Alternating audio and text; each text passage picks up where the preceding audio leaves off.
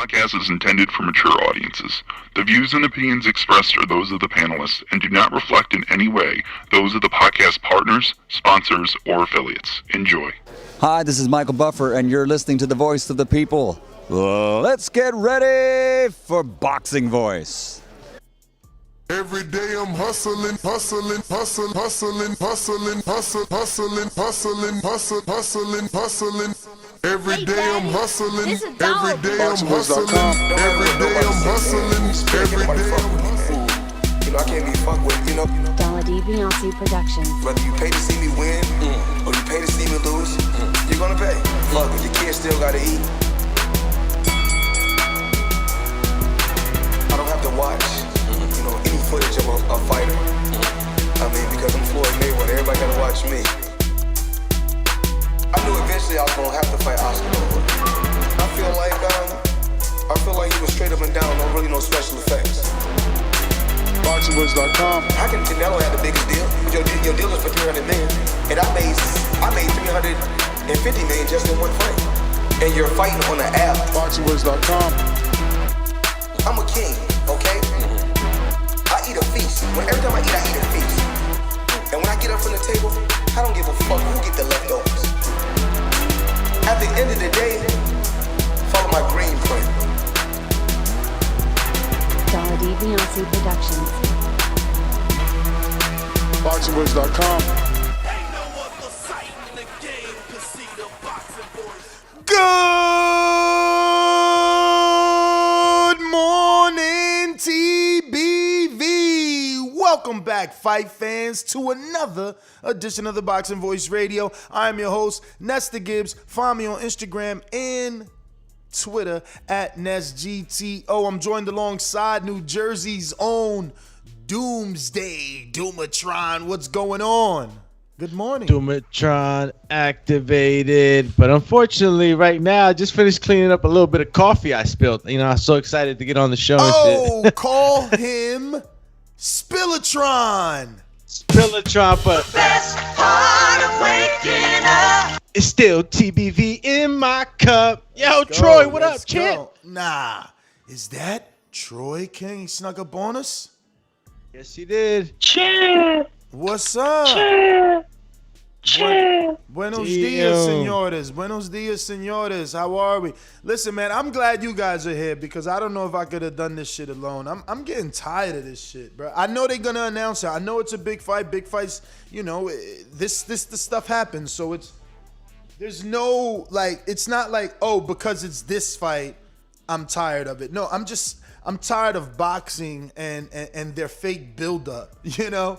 Like, this shit's been a year of announcements, a year of maybe, you know, this is going to be announced, this one is wanted, this official offer. Like, bro, just give me the fight already. Just give me the fight. And not only the AJ Fury fight, but give me some fights in general. It's just a lot of hoopla, a lot of yippity yapping and talking, man, and not really getting some action in. I mean, a lot of these guys, bro, like I said, I listened to Tony Harrison, 14, 16 months out the game? Tyson Fury, how many now? 12, 13, 14 months out the game?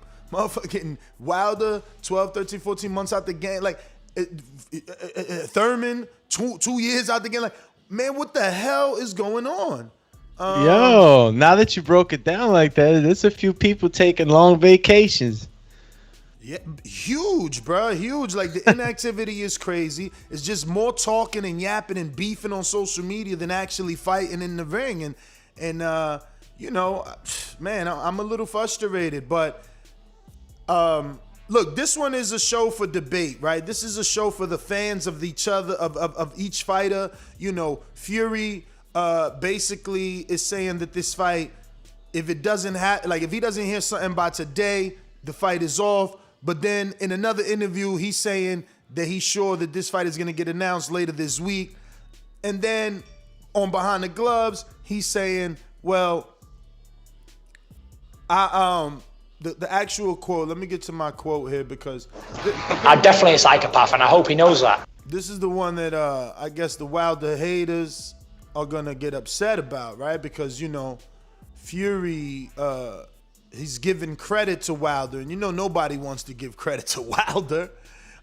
Yeah. But Fury does it in Tyson Fury fashion. He doesn't just give credit without smacking you in the face with a little bit of pie, All right. Yeah, So he had this to say. And this is Tyson Fury on the Anthony Joshua undisputed fight. There can only be one champion, one face, one name, like Deontay Wilder said. But unfortunately for him, it ain't him because I've already smashed him. I've got no love for Deontay Wilder at all. I think he's a piece of boop. But I don't think any other heavyweight can beat Deontay Wilder. There's only one man who can do it. And that's me. I think he annihilates the rest of them. So he goes, it gives him his flowers and calls him a piece of at the same time. Yeah. And further confirms that he still believes Wilder beats AJ. Yeah, Tyson That Fury's he still believes. I mean, the fact that he's saying it now and they said it back then, he was like, well, it was easy to deal with Wilder. We got this deal done right away. Boop, bop. Not like this deal that we're talking about, And even after Wilder said everything he said, this is the perfect opportunity to say, Wilder's a piece of shit and he's done. His career's over. He's a bum. He's a dosser. I've destroyed him. He won't come back from the beating I gave him. He didn't. He could have went that route. He didn't. He still thinks Deontay beats every other heavyweight. The funny thing is that he's using Wilder's phrase now against him. One face, one chance. Yo, Fury is a jokester. He's a troll. He's a jokester. Like I've described him many times, he's a big old dosser. He's a jokester, man. It's fun. It's funny, but yeah, man. AJ seems very excited, right? I don't know if you remember the message. The message that he posted on his Instagram. I do remember. I'm scrolling in the pre-pro to see if I can find it, but he was excited. He said he was putting on his running boots and he was, ready to go. So, so I hope it's gonna get announced, man. They're saying July, April, May, June, July. Fury's in Las Vegas with Jorge Caputillo already, getting it in. Yo, damn, how cool is it for Jorge Caputillo Jr.? Right? The son's son, the little one. Have you seen him? That he went to the Nationals? Yeah. He has a nickname. I follow him, man. Bro, yeah.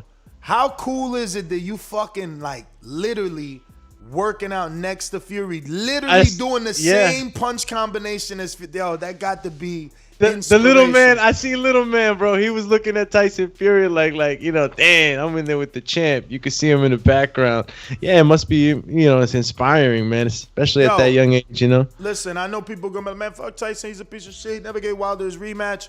Cool. He don't rematch people. Cool. We ain't even talking about that. That's boxing. This is inspiring children, man. This is planting that seed, man. You know what I'm saying? That kid, bro, that could be huge for him. You know what I mean? Let me ask you something, man. He didn't look too slim. No, he looked jiggly as hell around the sides, love handles. The bro had he had some muffin tops. But he was still moving right. I mean, it is what it is what I'm saying. It's like Andy. Andy can move the way he moves at a certain weight too, And let's be real. He wasn't thin in the Wilder fight, man. He wasn't thin in the Wilder fight. He was. Well, that's the big question. That's the big question right now. It's is he going to come at AJ with the same Kronk style, or is he going to come at him the way he did the first fight with Wilder, where he boxed and he was lighter? Well, people thinking he's going to box now because there's no Kronk, so there's no Kronk style. Until we see Kronk here, where's Sugar Hill? So if there's no Sugar Hill and there's Caputillo, is Ben Davison coming back? Are they going to work on boxing and movement because of AJ's I guess, power, right? Not punching power, physicality. Maybe he doesn't think it's a good idea to try to rough up AJ the way he roughed up Wilder, you know? Don't ask me that question. Yo, man, AJ's gonna, you know me how I feel about it. I think AJ will be victorious in this, but you can never, count, Tyson Fury out, because he's shown time and time again that he's conquered the big mountains. So, it's a matter of styles. It makes fights for me. But the way he was looking in there, the way he was moving, I don't know what to say. Even though the muffin top was there, the guy was still moving his head the way he was supposed to. Plus it's early. It's just his natural abilities, right? It's his natural abilities. But it's still very early if you think about it. You looking at 90 days out, 80 something days out, depending what day in July they pick. I mean, we're in April 13th, so May 13th 1 month, June 13th 2 months. July 13th, 3 months, and Tyson could have lost 25 pounds without even trying, just from daily boxing training and nothing more. So, everybody goes in heavy in the camp. Earl admitted it. Everybody admits it, and Austin Trout was talking about it yesterday, how, he's realizing, these guys are this big and I'm this big and they're sucking down, and I should be sucking down. Who beats Wilder though? Can we really take Tyson Fury's word for at heart? We could take his word for it because he's been in the ring with Wilder. He's felt the power of Wilder. He's felt the physicality of Wilder. He's been in there 2 fights. That doesn't mean that his opinion is law. That doesn't mean that his opinion is correct. That just means that's his opinion and he has a better point of view on it than us, but it doesn't mean his, opinion is the right one. Like, that's just, it doesn't mean that. You know what I mean? It's got to be proven. Yeah, it sounds good. Yeah, Deontay Wilder beats everything. It sounds good. But I still want to see the fight. This is also what he said. He said, AJ's got to beat me and Wilder to be the best heavyweight. So he's not. So what happened? I absorb your power. No. But don't laugh, because he must be cut from a different cloth. That he's looking at it see, he's trying to teach y'all something that went over your head. He's telling you a loss don't define you. He's saying, even if AJ beats me, he gotta beat Wilder to be the best heavyweight in the world. This guy, are you kidding me or what? Well, I mean, what? See, and that's the problem of boxing, the triangle theory, right?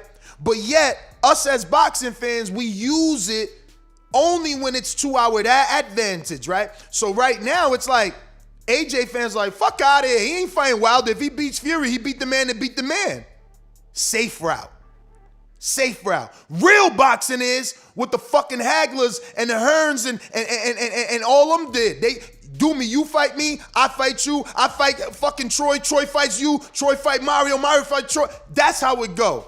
Let's see who's the best.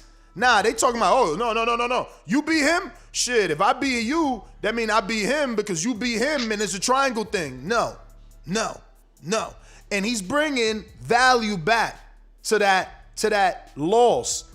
One loss doesn't define you. Now, there's going to be a bunch of weirdos, you know what I'm saying? I thought this was a different one. But there'll be a bunch of weirdos out here that's going to be like, oh, no, you're just saying that because it's Wilder. Meanwhile, we trying to adapt this new phrase of, oh, stop putting so much importance on look at UFC.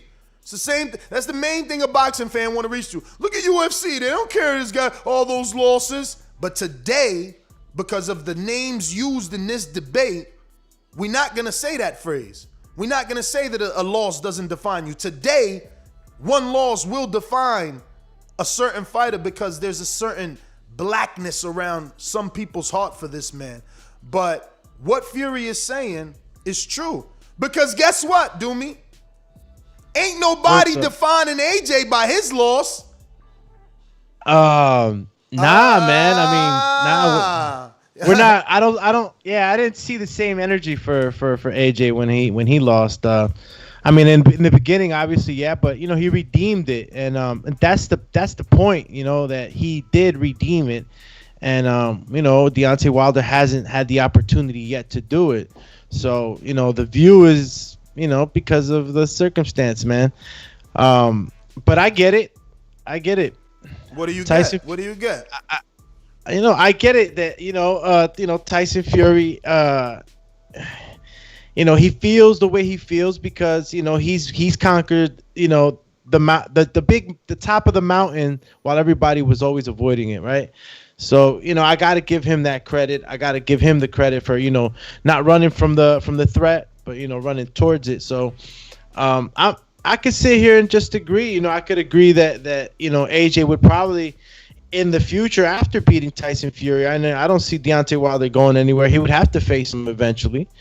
And you know, the test would be then, but like, you know, that's then. Right now, you know, my man AJ got to concentrate on Tyson Fury. So, you know, we'll see what happens if this thing, you know, really gets signed up and you know, everything's in place, and we actually get the actual announcement where it's like, okay, everybody says that it's a go.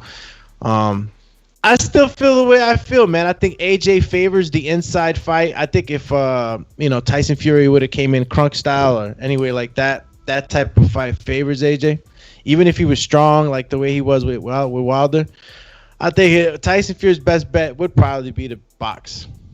To box AJ. Yeah, box. Yeah, because I agree with you, because I don't think AJ is athletic in the like a Wilder, you know, or Fury. He's athletic in a different way, like, you know, obviously weightlifting athletic, you know what I mean? Like body strong athletic, like maybe he can wrestle type of athletic. I'm not, because you know, right away when you say a guy's not athletic, they think you dissing him. That's not what I'm trying to say. I'm just saying he might not be like quick twitch muscle athletic. You see how Wilder did juke moves in the ring? Yeah. That's what I mean by athletic. You know, you can't picture AJ hitting a mean crossover. Yeah, maybe a crossover, but I just, you know, look, we're never gonna get rid of that. It's always there. He's a little robotic, you know. As that goes away, which it came back with some tentativeness in that Andy Ruiz fight. It started to go away in the Pulev fight. So like, he still needs a little bit of time to do what he's got to do and you know, readapt to whatever new situation. But like, I think that's why Fury is gonna slim back down and do the game plan from the Vlad fight, from the first Wilder fight. Pop, with the jab, staying on the toes, you know, boxing from the outside, you know, using his range and height, you know, keeping that stiff arm on him, you know.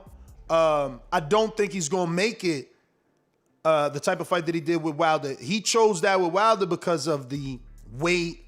He thought maybe he's thin. And that's what, and you know, I fucking feel like a genius, even though there was no way of me proving it based off that. But that was proof for me in itself. When Fury at the weigh-in had the white jacket and he pushed Wilder, I made a big stink about it. I made an entire show. People thought I was reaching. He was really checking where he at. Like, well, let's see, you know, how strong are you for real? Because he came into that fight. Remember, he was coming into that fight saying, I'm going to knock you out. But we didn't believe it. But that day, I'm like, yo, bro, he was chesting him and he pushed Wilder back so far, like, oh shit, dog, you might be stronger than him. And that's what he probably picked up on that day, like, bro, I'm stronger than this dude. You know what I'm saying? But with AJ, he's looking at AJ, and AJ physically looks like a house. So it's like, do I really want to go shoving AJ in the ring and waste my own energy? So I think the plan is to get on the toes, Muhammad Ali style. You know what I'm saying? Use the ring, pepper him with the jab, let AJ deplete himself. Midway through, we know AJ is gonna get tired. AJ protectors could say no. Every man gets tired, man. Every man gets tired, and some more than others, and there's no knock. It is what it is. He usually recovers well, but I think, he'll lose a little bit of stamina trying to chase Fury, trying to corner Fury in. And how big is that ring gonna be, huh? Minimum 20 feet. We know that. The Andy Ruiz ring was 20. Yeah, but favors are favors. Depending where it happens and what's going on, honestly, that ring might be. Honestly, you would have to Google what fight you know of, because I don't know any fight off top end. I'm not saying it's not true or it ain't, but I don't know any fight that I can just be like, oh yeah, Doomy,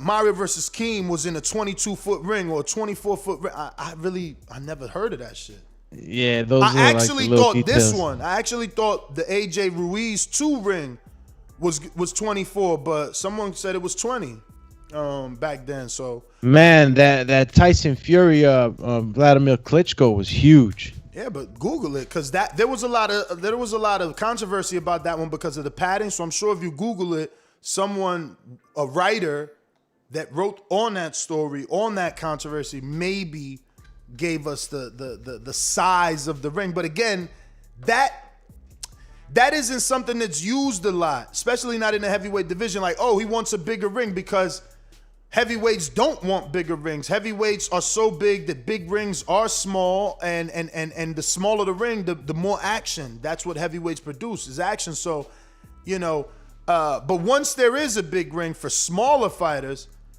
we know that the A-side that picked that ring is looking to use his wheels. You know what I'm saying? He's looking to get on that bicicleta. Yo, bicicleta. Yo, and let me just say something. Like, and maybe we differ in this opinion, but maybe we don't, right?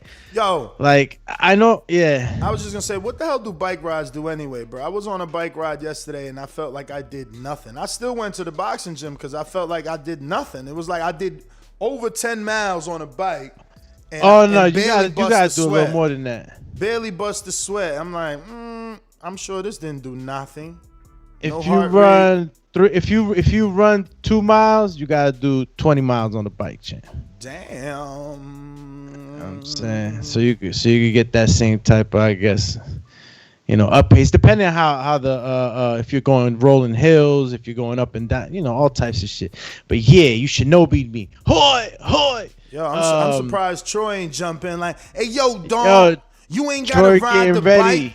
You ain't got to ride the bike. I know what you got to do. What you need to do is Shinobi. Yo, AJ, bro, I'm tired of this whole misconception, right? That just because you got muscles, you're automatically not athletic. Like, we can't say that about AJ. And I know that people say that he gets tired and stuff like that, but he's been in competitive bouts, and like, let me just say this. All his most of his top competition fights have gone past the 6, so he knows what it is to go past the 6. He's won fights in the 9th round, 7th round, and any fights that he hasn't gone the distance, he's TKO'd or KO'd the guys. So the guy isn't as unathletic as you might think. He can hold his gas. I think that what breaks him down is pressure. When he starts to receive too much pressure. Who? Yeah, AJ. I seen that with Andy. And I don't know if it's because he got caught first and he felt that power. And he was just just kind of not right after that hit. But that was the time when I saw some weakness in that aspect. With pressure, but. He handled Andy afterwards well, so he took care. He righted his wrong. He was able to nullify that pressure by being able to fight on his back foot. So I'm sticking with AJ, dog. Sticking with AJ. He's athletic. I think with a good game plan and a good camp, they can concentrate on speed. He already got muscles. That's how he's built, man. You can't take that from him.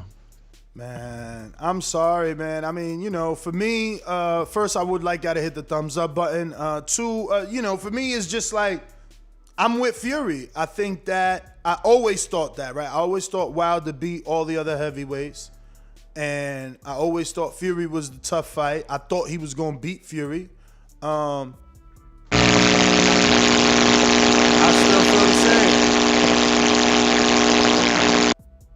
The hell was that? Might have been your man's in them. Troy had to mute him. I mutified him. He be having the craziest Bluetooth. Like, Mike, you got to get a real mic. Nah, that ain't working, Troy. That ain't working. Chill, champ. You killing us Troy. right now. That you Troy, like, every time you on mute, Troy, you hitting us with the buzz. You sound like you cutting the hedges and shit. You know what I'm saying? Sound like that blue light killing flies and shit. Yo, so we gonna be getting our first guest on in a little bit. Nah, Troy, it ain't working, champ. You gonna have to run a test later on, all right? Oh, that's what you got. What's the name? I see what you got. You got a Scarlet. He got a Scarlet. He went Scarlet. Hey, yo, pull up.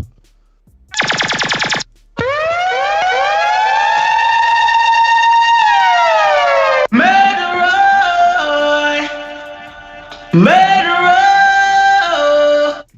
Bullet. Bop. Big up yourself.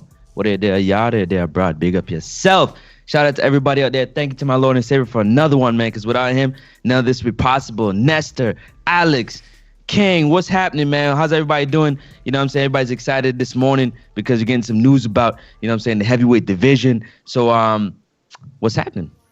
What up, Francis? Am I still buzzing? I'm on fire this morning. You ain't buzzing, champ. You good. Everybody, yeah, you're not buzzing no more, Troy. Everybody, you know what I'm saying? I'm pretty sure gave their opinion on, you know, the Tyson Fury's comments regarding Deontay Wilder, and you know what I'm saying?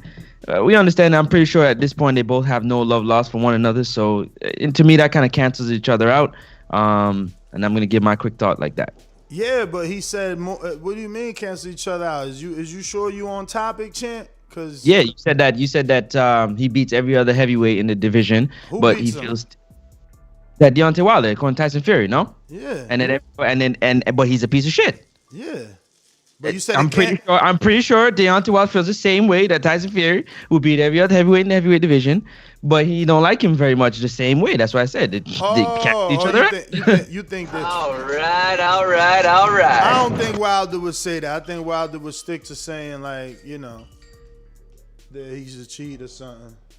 Call you cheated. I don't think AJ can beat Fury. AJ has certain pillars of athleticism, but the athleticism that he's missing is agility, a little bit of balance, and coordination. Those are also pillars of athleticism, but Anthony Joshua, with technical skill he doesn't have, and the reason why he's not going to beat Fury is defense. I don't know why we don't ever talk about that. He still hasn't improved and know how to get out of way of punches or even catch punches in a fashion where he can be comfortable. That's why pressure bothers him. Fury gonna get in there and get to touching him with a jab. He's not gonna be able to stop it. He's gonna end up getting stopped in the later rounds from getting tired. You know what I'm saying? And if Deontay Wilder is the best heavyweight, then why you fighting AJ? Why don't you just fight well, he probably want the belts, but why don't you just fight Deontay then, and then just go ahead and be done with it, and then the winner can fight AJ. Anytime, any place, anywhere, I'll fight you in your backyard. Fight anybody. Hey, Ramadan Mubarak to all my Islamic folk. I also would like to say, is somebody ever gonna give Luis Ortiz some work? Either one of them dudes, like, or he just gonna retire? Yeah, he just gonna retire.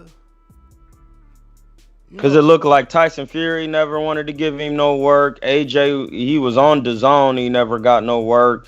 If you want to be the best, I feel like you got to beat Tyson Fury, Deontay Wilder, and Luis Ortiz. Because at one time they were saying he was the best in there. Yeah, he lost to Deontay Wilder, but the other two heavyweights ain't ever fought him. So we can't even see if he trash or what was going on. So, man, I don't know, man. If tell the truth, I just want to talk about how Hearn smoked him, man. Call him. He wants to talk about the smoke out. Yeah, now we talked about that. But yeah, that was an incredible win. Incredible performance by Hearn. Yeah, man, freaking Fury. Tyson, Fury, and AJ will be, I guess, announcing, or is it Tyson that's going to be announcing in a couple of hours? I didn't really understand much of what they met was going to be announced.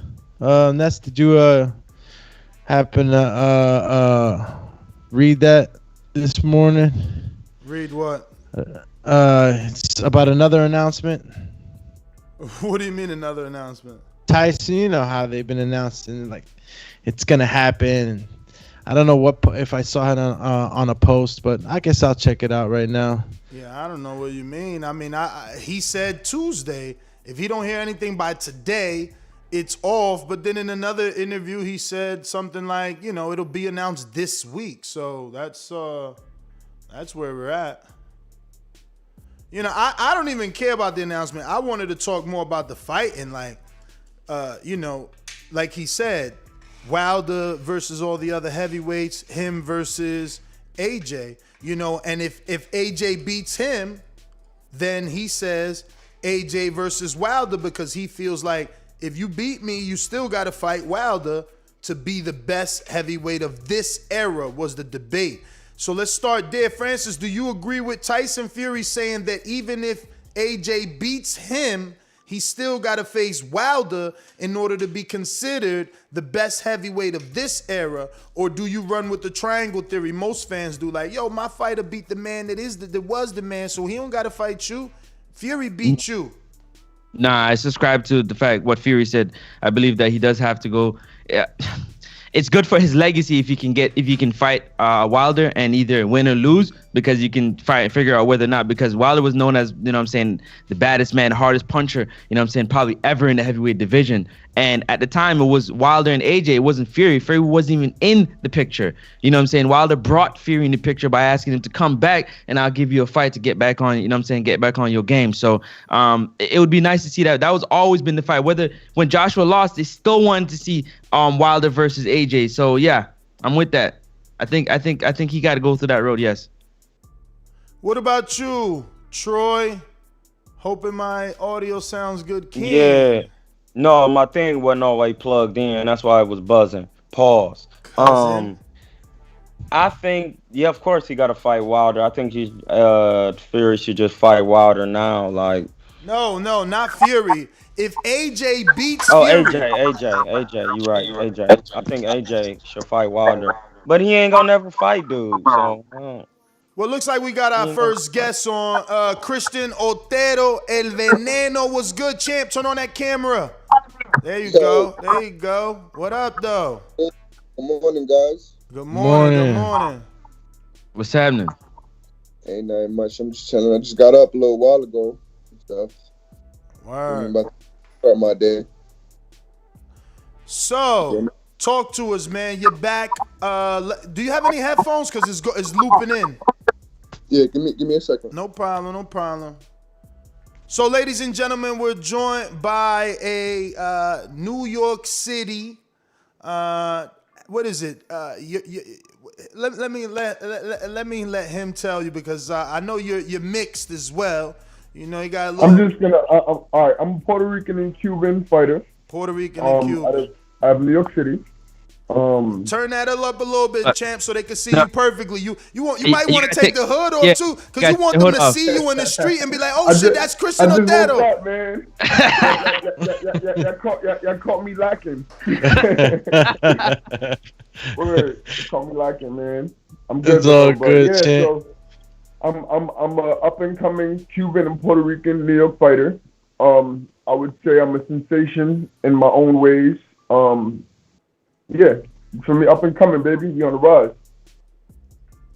So, tell us a little bit about your story. Obviously, we met you in Atlanta. We got to see you fight on a big-time promotions card, and you made a splash. Sure. You know, not only did you make a splash with the performance, but you let us know, like, yo, I'm that dude, and you're gonna see in this performance. And you know, you went out there, you showed improved, and you looked sensational. You got the stoppage. And we know you now, but the world listening does not. So what got you into boxing? So, you know, as a kid, I was troubled, you know, and I was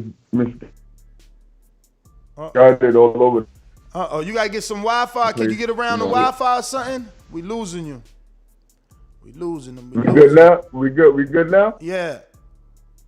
I'm sorry about that, guys. No problem. Yeah, so growing up as a kid, I was I was pretty a troubled youth. I didn't really have that guidance, growing up. So I had to kind of like take matters in my own hands and grow up as an adult myself. But more or less, how I started boxing. I actually started boxing because how everybody is. They get put on by their parents. Oh, it's all of the big fights. So the first fight I seen live was Mike Tyson versus Alex Lewis, and I'm like, yo, I love this shit. We was just punching each other in the face, knocking each other out. Shit, I'm trying to do this too, But my mom wasn't really, interested in putting me in boxing. I took the hard route. You feel me? I was in and out the street, in and out of juvie and stuff like that, and that didn't really do too good for me. I didn't even finish school. So when I turned 17, 18 years old, I took matters in my own hands and I started boxing, man, because I wanted to start doing productive things in my life.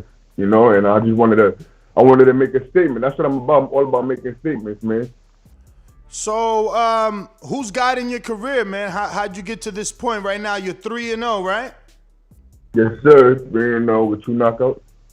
So who's guiding you? Who's getting you your fights? So right now, my manager, his name is Jason Scalzo. He's pretty new. He's a great guy. He knows what he's doing. You can tell he has very great etiquette, a very great sense of speaking. Very versatile person. So I'm just letting him do what he has to do on the business side. And I'm just letting my hands do the talking. I've been up against great opposition. My opposition is not limited. My talent is not limited. I'm getting better every day. So, I'm excited for the road, man. So, hardball question. Have you had a split with your brother or something? Right. You hear me?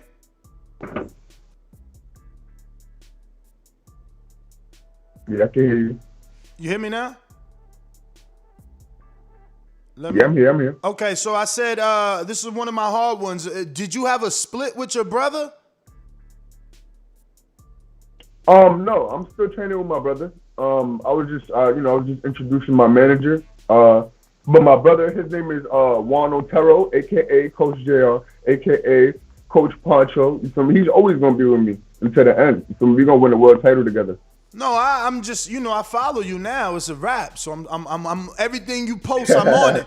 Everything you post is potential news, and I seen you kind of like saying some things where you gonna do things on your own and you don't need people, and it was more like what I read. I felt like you were saying like, I'm gonna do this shit on my own. I'm gonna show y'all I don't need nobody, and then I don't see you post no more of your brother. I'm not seeing you in the gym with your brother. I see you working out and like inside your room and hitting the bag, and then you shadow boxing. I'm like, shit, he fucking left his brother. He got hello? Yeah, I'm here. You the one with the bad internet. Move around the house, see if you can get better service. Sorry about that, man. All right, so like, can you hear me now? All right, so me and my brother, we ain't split, man. He had to take a little time off because he didn't take time off. He had to go and help my teammate, my stablemate, prepare for his fight. He was supposed to be fighting on April 10th, and that fell through. So he's just moving forward. Me and my brother just started training on Monday. And we have 4 weeks to get ready for May 15th. I got an undefeated opponent in front of me. And what do you know about this guy? Who's this undefeated guy? And whose card are you fighting all I on? know is, what was that? I said, and whose card are you fighting on? Oh, okay. All right. So May 15th, I should be fighting on Christina Martin Promotions undercard in Myrtle Beach, South Carolina. I'm going up against a 4-0 opponent. He has 3 knockouts. His name is Benigno Aguilar. He's from northern, I'm not exactly sure what part of Florida, but I know he's from northern Florida. So, I'm looking to pack him up and send him back to Florida. What you said was his name? Yeah, he's from yeah, go ahead. You said what? He got bad service, I think. Preston, I cannot hear you, Chant. Damn. Where your Are we Wi-Fi good at, now? man? Where your Wi? Stop stealing neighbors' Wi-Fi. Connect to your own shit. I'm not even connected to the Wi-Fi. That's Hold on, why give me a you got to connect to Wi-Fi. Yeah. They're killing you. He's from Crescent City, Florida, too. And that's this Benigno Aguilar. Send me the name. Yeah. What you looking at? His box rec? Text me that so I Yeah. can text it to my contact out here because he know everybody on the local circuit. Got you. Now you connected to Wi-Fi? Because you look better. Nah. Oh well. Nah, no Wi-Fi. I was connected to my house Wi-Fi, but my shit is bad in here. I don't know what it is. All right, well, you look better and it sounded a little better, so we're going to rock out with it. Get it, baby. What happened? I'm coming for you, man. Nah. So you on the Christy Martin card, and how'd you make that connection? Because that's a big name in boxing, one of the first pioneers in women's boxing. You know, now she's turned promoter, and we've had a few other fighters. Marlon Soaisi Sims fought on a Christy Martin card, and so did Kid Austin. He fought on a Christy Martin card. She's actually really starting to put out a lot of cards in that Atlanta area. She's a very humble fighter, and I know her backstory, or whatever the case may be. Like she went through a lot, and I have nothing but respect for that lady, And after my fight, I actually got to speak to her a little bit, But how we got that connect. Like I said, my manager, he has a very good etiquette, and he's a very well-spoken guy. So he was able to gain a relationship with Christy Martin Promotions, and he was able to slide me in there. And on my second fight, I caught a first-round knockout in front of her. Impressive. I fought someone that I know I could beat, obviously, but I just went in there and did what I had to do. All right. And what weight you fight at? Family? Right now, I'm possibly fighting at 135, but I'm classified as a 130 pounder. Like I'm originally supposed to be fighting at 130 pounds, but I'm for right now, I'm just staying active, getting my feet wet, getting used to the gloves, I'm having fun in there, man. That shit is crazy. How many amateur fights for those that are into the amateurs? So I had 101 amateur fights, and I was ranked ranked amongst the top 10 in 2019. 101, that's a lot, man.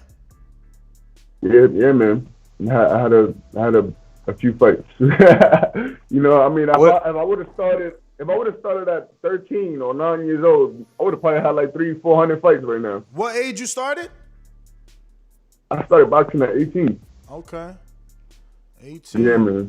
What is it about your style that gives people problems, even in the amateurs, and now that you're in the pros with the smaller gloves on? What is it in your style, your technique, your aptitude that gives people problems when you get in front of them? I mean, for me, I just feel like I can fight like a small fighter, and like a smaller fighter, meaning if I need to, play the mid-range and, work off a few combinations and get out, then, that's what I'll do. But I'm more, I feel like my movement is the main thing that interrupts a lot of fighters, getting to me and stuff like that. I'm a very good mover. I have very good head movement, very good reflexes. I'm just working more on my offensive side. That's it. What's your name again? Christian. My name is Christian Otero. Otero. Yo, you don't speak Spanish? It's Otero, man. What's going on here? Christian Otero. Christian El Veneno Otero. Come on, don't play with me, man. There you go. I speak Spanish. I speak a little bit of French, too. So, what's up? Yo, so there's have you gotten any word if you're gonna be on a July card? Anybody tell you like possibly you fighting on a July card? So right now I'm mainly focusing on May 15th, but like I was trying to actually get on the card in Madison Square Garden June 12th, but they have their Puerto Rican fighters that they're set Puerto Rican fighters that they want to put on that card. So right now I'm just mainly focused on May 15th, and I'll start working on July. My birthday is actually in July. You talking about June 12th, Shakur's date? Yeah, the Shakur Stevenson undercard. But I just want to be able to fight on that card because I'm a Puerto Rican descent. Yeah. You know. So but your manager has connections. Your manager has connections with Top Rank because that's a Top Rank card. That's gonna be a little bit. I know, man. I mean, we can work on that. I mean, I would think he's been speaking to somebody, you know, because he's like I said, he's working all the time, 24/7, man. He's always connecting with people, so you never know. For sure. You know? Hey, when your birthday? My birthday is July 13th. I'm a Cancer, baby. Cancer gang. What's up? So, Christian, man, when do you get back with your brother? So we started training yesterday. But I'm always active. Like I said, I'm always in the gym. You know, lately I've been in the gym 2 days a week. I mean, two times a day. Excuse me, because you know, I just been trying to, you know, just keep myself active, man. I'm very passionate to this sport. You know, ever since I got in it, you know, I've had aspirations, and I just been trying to meet my goals. You know, and like I'm just trying to go full fledged with this. You know. And hey, your Banana, let me get in something real quick. It was amazing getting the opportunity to watch you fight.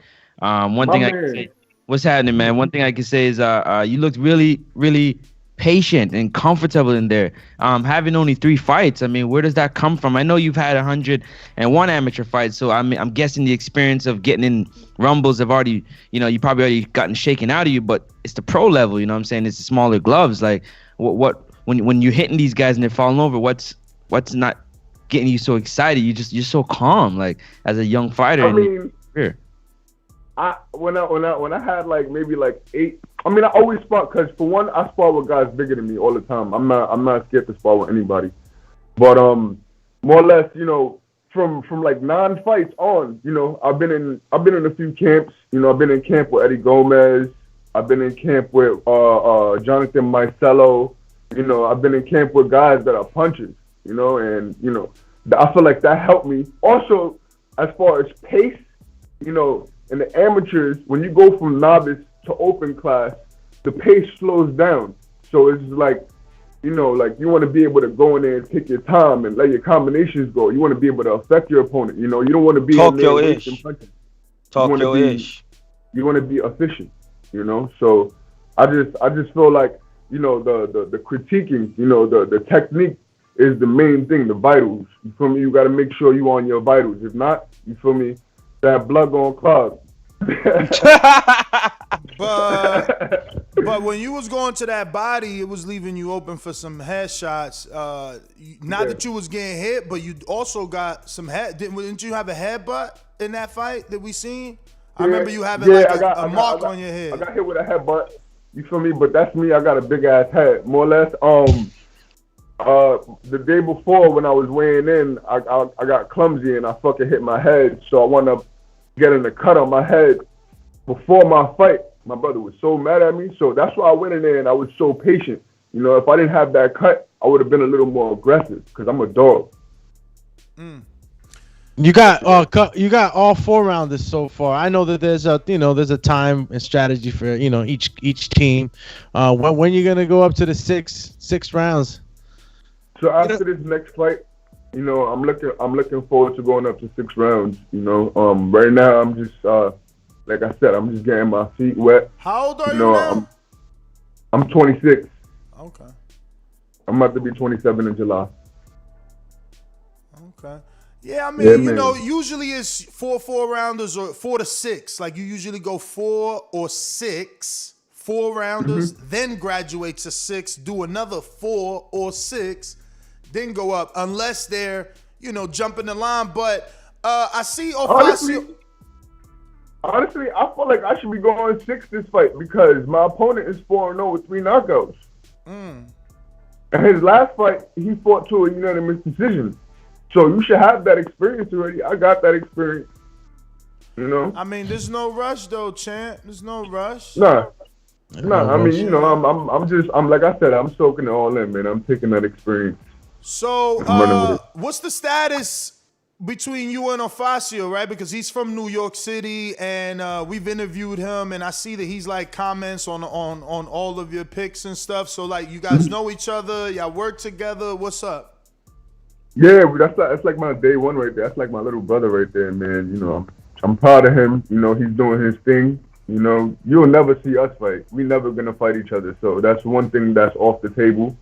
For me, I respect that kid so much. Aren't I managed by the same people? Well, no, we're not met. He was gonna get managed by Jason, but you know, something didn't go through, you know, so you know, that wound up not becoming afloat because, you know, or whatever reason. But he's with Box Lab Management from Florida, if I'm not mistaken. Yep. That's my guy though, man. For me, very respectful kid. You know, I have nothing but love and respect for that kid. Have y'all sparred, you know? Because I watched him fight. I went to his last fight in Orlando, and y'all in the same weight class, too, so it'd be good work. Yeah. Yeah, we spar all the time. I actually help him for all his fights. Oh, that's great. That's great. I met his dad. You know, if he's not in camp. I met his dad. Dan, so you should, don't he be out here sometimes? In Florida? Yeah, he be out there with Joshua and even got Leano, Dominique Crowder. I mean, by the way, Dominique Crowder is the person that fought Sims, gave him his first loss. I'm sorry about that, guys. Sims? My guy's putting in work. What, Kenneth Sims? Kenneth Sims Jr.? Dominique. No, not Kenneth Sims. Marlon Sims. Oh, word. You know what I'm talking about? We know Marlon Sims. Shout out my guy Todd. You heard he just got another W this past weekend. What's his name? Dominic Crowder? Dominique Doms Crowder. Yo. He's 9-0 right now. Yeah, we remember, man. We was rooting for Marlon. Marlon's a friend of the show. Yeah, humble kid too, man. He didn't have no bad energy. Bruh, I thought he was gonna be a problem because that dude like 6'2", man. To be fighting at 130. That was Battle of the Titans right there. Oh, you got to watch it live? Yeah, I was there. I had my second pro fight on that card. How was it? Tell us about it. I mean, I felt like it was pretty much a jabbing fight until like the 4th or 5th round, or like the 3rd or 4th round. And then that's when Dominique started to pick it up and counter him. And I feel like that's something that Sims didn't really have. He wasn't really fast on his countering game, you know, but he was throwing punches. He was active. He was keeping up. But there was this one time he got caught with like I think a step left hand. Dominique Crowder switched lefty because my boy, he's ambidextrous. Feel me? So he switched lefty on him, and he had shot the left hand to the body and came up with the right hook. You feel me? And Sims went off balance and went to the floor, but he got up. You feel me? He fought to the decision. He's a great guy, great fighter, man. You feel me? I give it to him.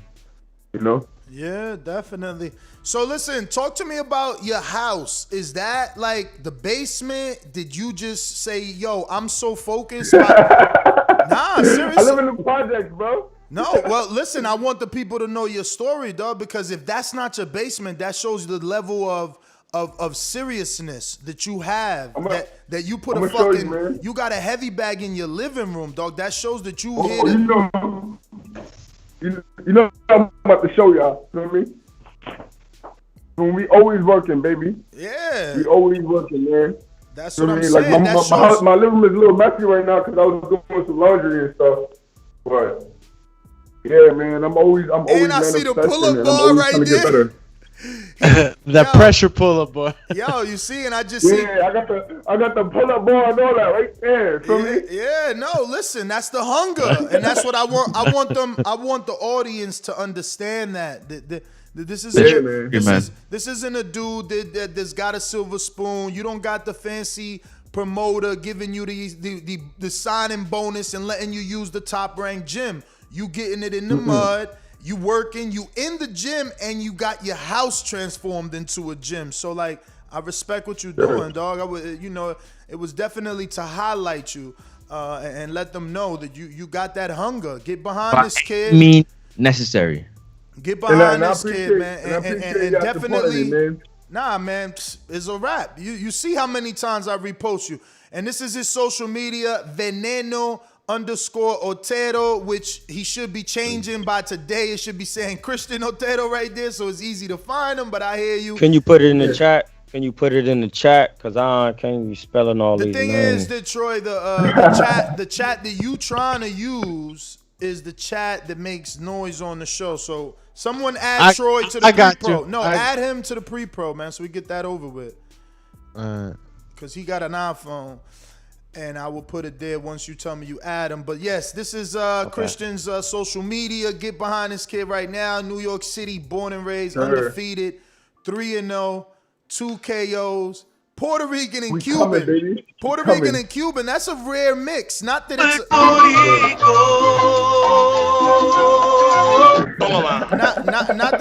not that it doesn't happen. Because you know Latinos, we all in a mix. But I mean, like, I don't know any famous fighter that's Puerto Rican and Cuban. Like, you could be the first, right? Yeah, I preferably I would say I'd be the first. Yeah, I don't know anybody like with a big name. They're either We call them Boricuanos. Boricuanos. I don't know about it yet. So do you know anything of the Cuban style, or because you were born and raised in New York City, you ain't really, you got more of that? Because they say East Coasters are more slick, West Coasters are that Mexican style. So I have more of the Cuban style than the Puerto Rican style. I just go to the body like a Puerto Rican. But I work a lot on, like, when I first started boxing, I actually used to watch a lot of Cuban training videos and stuff like that. Plus, my first trainer was a Puerto Rican trainer, but he had like a Cuban style. So I worked a lot on distance, a lot on boxing, a lot on footwork. Who was that first trainer? Who was my first trainer? New York City guy? Yeah, he's a New York City guy. Originally Puerto Rican, born and bred. His name is Lupin Guzman, Jose Guzman. His son is actually a trainer now. He's one of Josue Vargas's assistant trainers right now in Cant. Yeah, I think I know Lupin. That name sounds crazy familiar. Let me look him up. Lupin, man, he a dog. He another dog, man. He got one. Does he got? Oh no, you know why I'm thinking? Yo, it's a super duper dope movie on Netflix called Lupin. Yeah, it's called Lupin. That's what the fuck is going on, bro. You gotta watch Lupin. Lupin is dope. I haven't seen it yet. No, it's fire. I seen the title. I'm like, yo, Lupin. Yo, it's fire. I think he's a French guy too, a dark French guy. Yo, that shit, Lupin is fire. But what's the trainer's name? Lupin Guzman. Lupin Guzman, yeah, Jose Guzman. Yeah. You talking about the senior? I knew him. Junior, Yeah, I fuck with Junior. I think Junior is gonna turn into the Puerto Rican Joe Goosen. Like when his fighters make it, because he got a good fighter, Elion Rodriguez, right? With the braids. Elon the Jesus. Yo, you dudes speak no Spanish. He like Elon, man. Ain't his name Elon? He's Spanish. The fuck? He's Puerto Rican. He called him something else.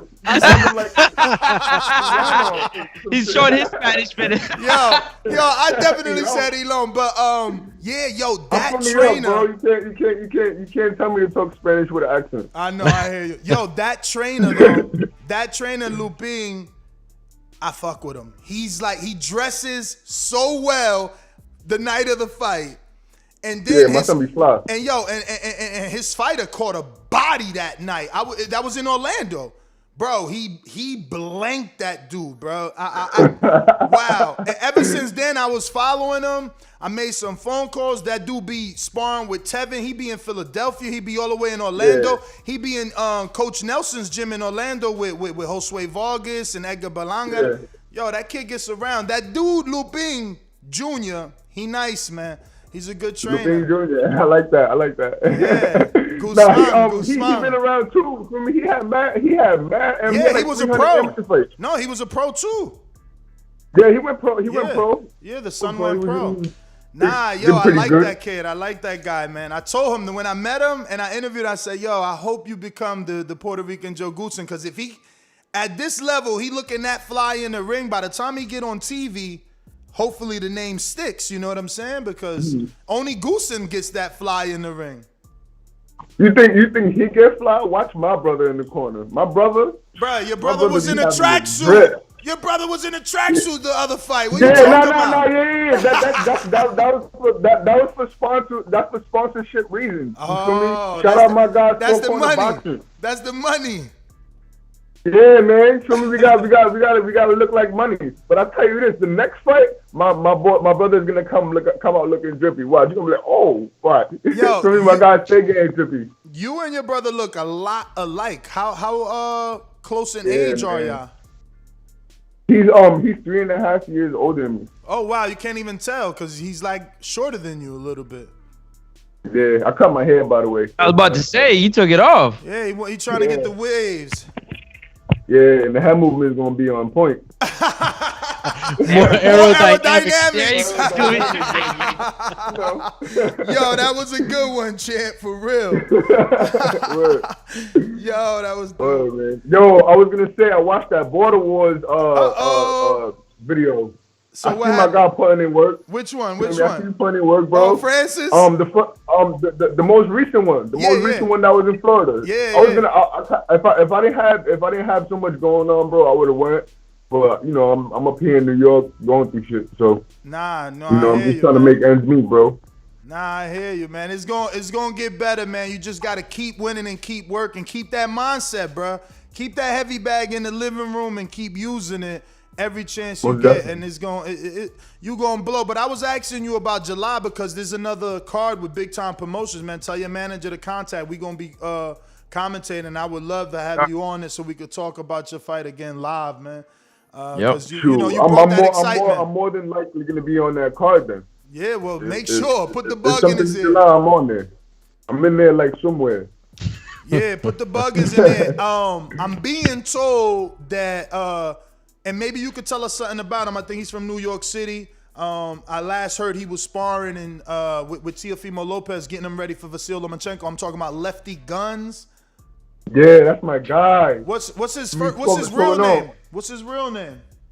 His real name is Matthew Gonzalez. He's from Brooklyn. I'm not exactly what part. This is why you and him need to change those Instagram names, right? Like, how do I know him from Instagram but don't know his name? Like, y'all gotta if you want fight fans to buy your tickets or buy your pay-per-view, they have to know how to find you. And I ain't gonna be able to find Lefty Guns or Veneno Otero. That ain't gonna come up. Now, as you get more popular, Veneno will come up. You know what I mean? Like, just like you see, if you put Danny Swift, Garcia's gonna come up. So it's all about time, though. I'm letting you know this right now. My PR is literally hearing you say this right now. So he's gonna work on it. I'll make sure he's working on that. For sure, man. But so tell us a little bit about Lefty, and you know, because I've been hearing a little bit and people been putting me on. So, but you know, it's so many fighters in the world. Like, you know, do I invest in this kid? Is he gonna be something in your opinion? I think he's gonna be something. He can punch very hard. You know, he has very good boxing ability. What weight class? But he fights at 140 pounds. Oh, okay. Okay. Yeah, but he's a mid-range fighter. You know, he can do both. He can box. He can fight. You know, but he chooses more to fight because he's a dog, man. Us New York fighters, we come from a different cloth. You know, but he's like I said, he's a mid-range fighter, man. He goes in there, he does what he has to do. As you can see, he attacks the body very aggressively. You know, he's a very big puncher. Yo, I follow him all the time. Last thing I'm gonna ask about another fight, or about this particular fighter during your interview is what you think of his outfit for the last fight? Oh yeah, hey yo, you talking about the cow print? Yeah, boy. Yo, I'm not even gonna lie. I was like, yo, my guy is looking drippy, man. Yeah. He definitely set the bar with that one, man. I fucked with it. Yeah, me too. And the mask, is that like a it mask painted different color? Oh, you didn't see the mask? I think that was a purge mask, if I'm not mistaken. Man, he always wears those masks in his fights. He's a rebel. He go on there, he coming to knock your head off. For sure. And you've gotten work with him, I'm assuming. Yeah, I work with him all the time. I work with him on a consistent basis. So what? More than likely, when he comes back, we're gonna start working again. And I seen, did you be training at Eric Kelly's gym? That's where you and your brother train at? That's like my big bro right there. Yeah. Southside boxing. Yo, we fuck with Eric Kelly heavy over here. He you know, man. He's been a friend of the show for a long time. Wow, that's great, man. He's a great individual. That gym is basically brand new, though, right? Yeah, preferably brand new. The new location opened up September 2nd. Yeah.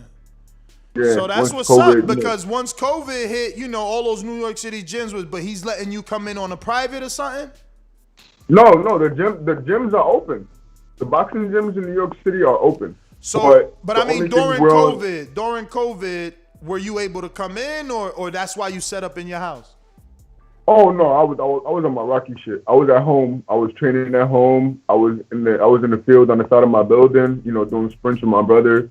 You know, we was working on we was on every aspect, man. Until gyms started opening back up. Then we started linking with people. You know, we started linking with gyms. I love your mindset that you said I was on my Rocky shit, man. These dudes don't know, man. I pray everything goes well for you, man, because it sounds like you really focus and definitely grinding, man, and I respect that. I want to see the best for you, man. It's all a part of the manifestation, man. Just like what y'all doing, man. I watch y'all every day, man, and the politics, the content, you know, everything is on point, man. People may have their little criticism, but I tell you this right now, the Boxing Voice, TBV, is the #1 podcast right now. Beautiful, man. I appreciate that, man, because we've been at it for a while, and we just want to grow the platform to be able to give people like you, you know, a stage to get a bigger and broader audience. You know, the show is international, and we want to introduce you to, you know, our audience and other people, man. And especially someone like you that's grinding, you know. I love people that's getting it out the mud, man. The real stories, you know, like you said, on your Rocky shit. So I'm very happy, man. Let's go, champ. You feel me? So I think I got some questions for you, because I'm pretty sure I put a post on Patreon. I got him up. Oh, the champ is working. Look at him. Look at him, Got him. This was coming from Jersey. My man King Amin of Essex, Newark, says, "Peace, champ. Is there any one fighter that you crossed paths with that went out of their way or willing to try to sit down with you and give you the game of either the business of boxing or even got some work in with you?" I mean, I have a few former prospects that, you know, I take advice from, you know, such as like, well, there's actually one up-and-coming prospect that I also talk to. His name is Peter Dobson. You know, he gives me a little bit of that's my man. I mean, not my man like that. He don't know I'm his man like that, but I be following Peter. I just feel like he kind of in a fucked up situation, right? Like, he can't really get no fights. He with Freeway, not really with Freeway. He trying to get out some contract. Did he get out of it? I know he was trying to. I'm like, damn. I think he did, if I'm not mistaken. I think he did. And as a matter of fact, I think he's supposed to be fighting either April 24th, I think, in Florida. Okay. He's fighting in Florida. He's out there with Erickson Lubin, if I'm not mistaken. And actually, he's not with Freeway anymore. I think he went through that. You know, they. Yo, you breaking all that New York City news. I'm breaking up. Oh, you said what? You breaking all the New York City news, yo. I ain't know all we had to do was go to you for all the inside info in New York, man. Listen, man. I'm a historian. I'm a future historian, brother. To me, I'm in this sport to win it, man. I'm in here to learn. I'm learning from every aspect, man. That's what's up, man. Like even my interview etiquette is getting better. Like if it was like 2-3 months ago, I would have been nervous on here. Like, oh, yeah,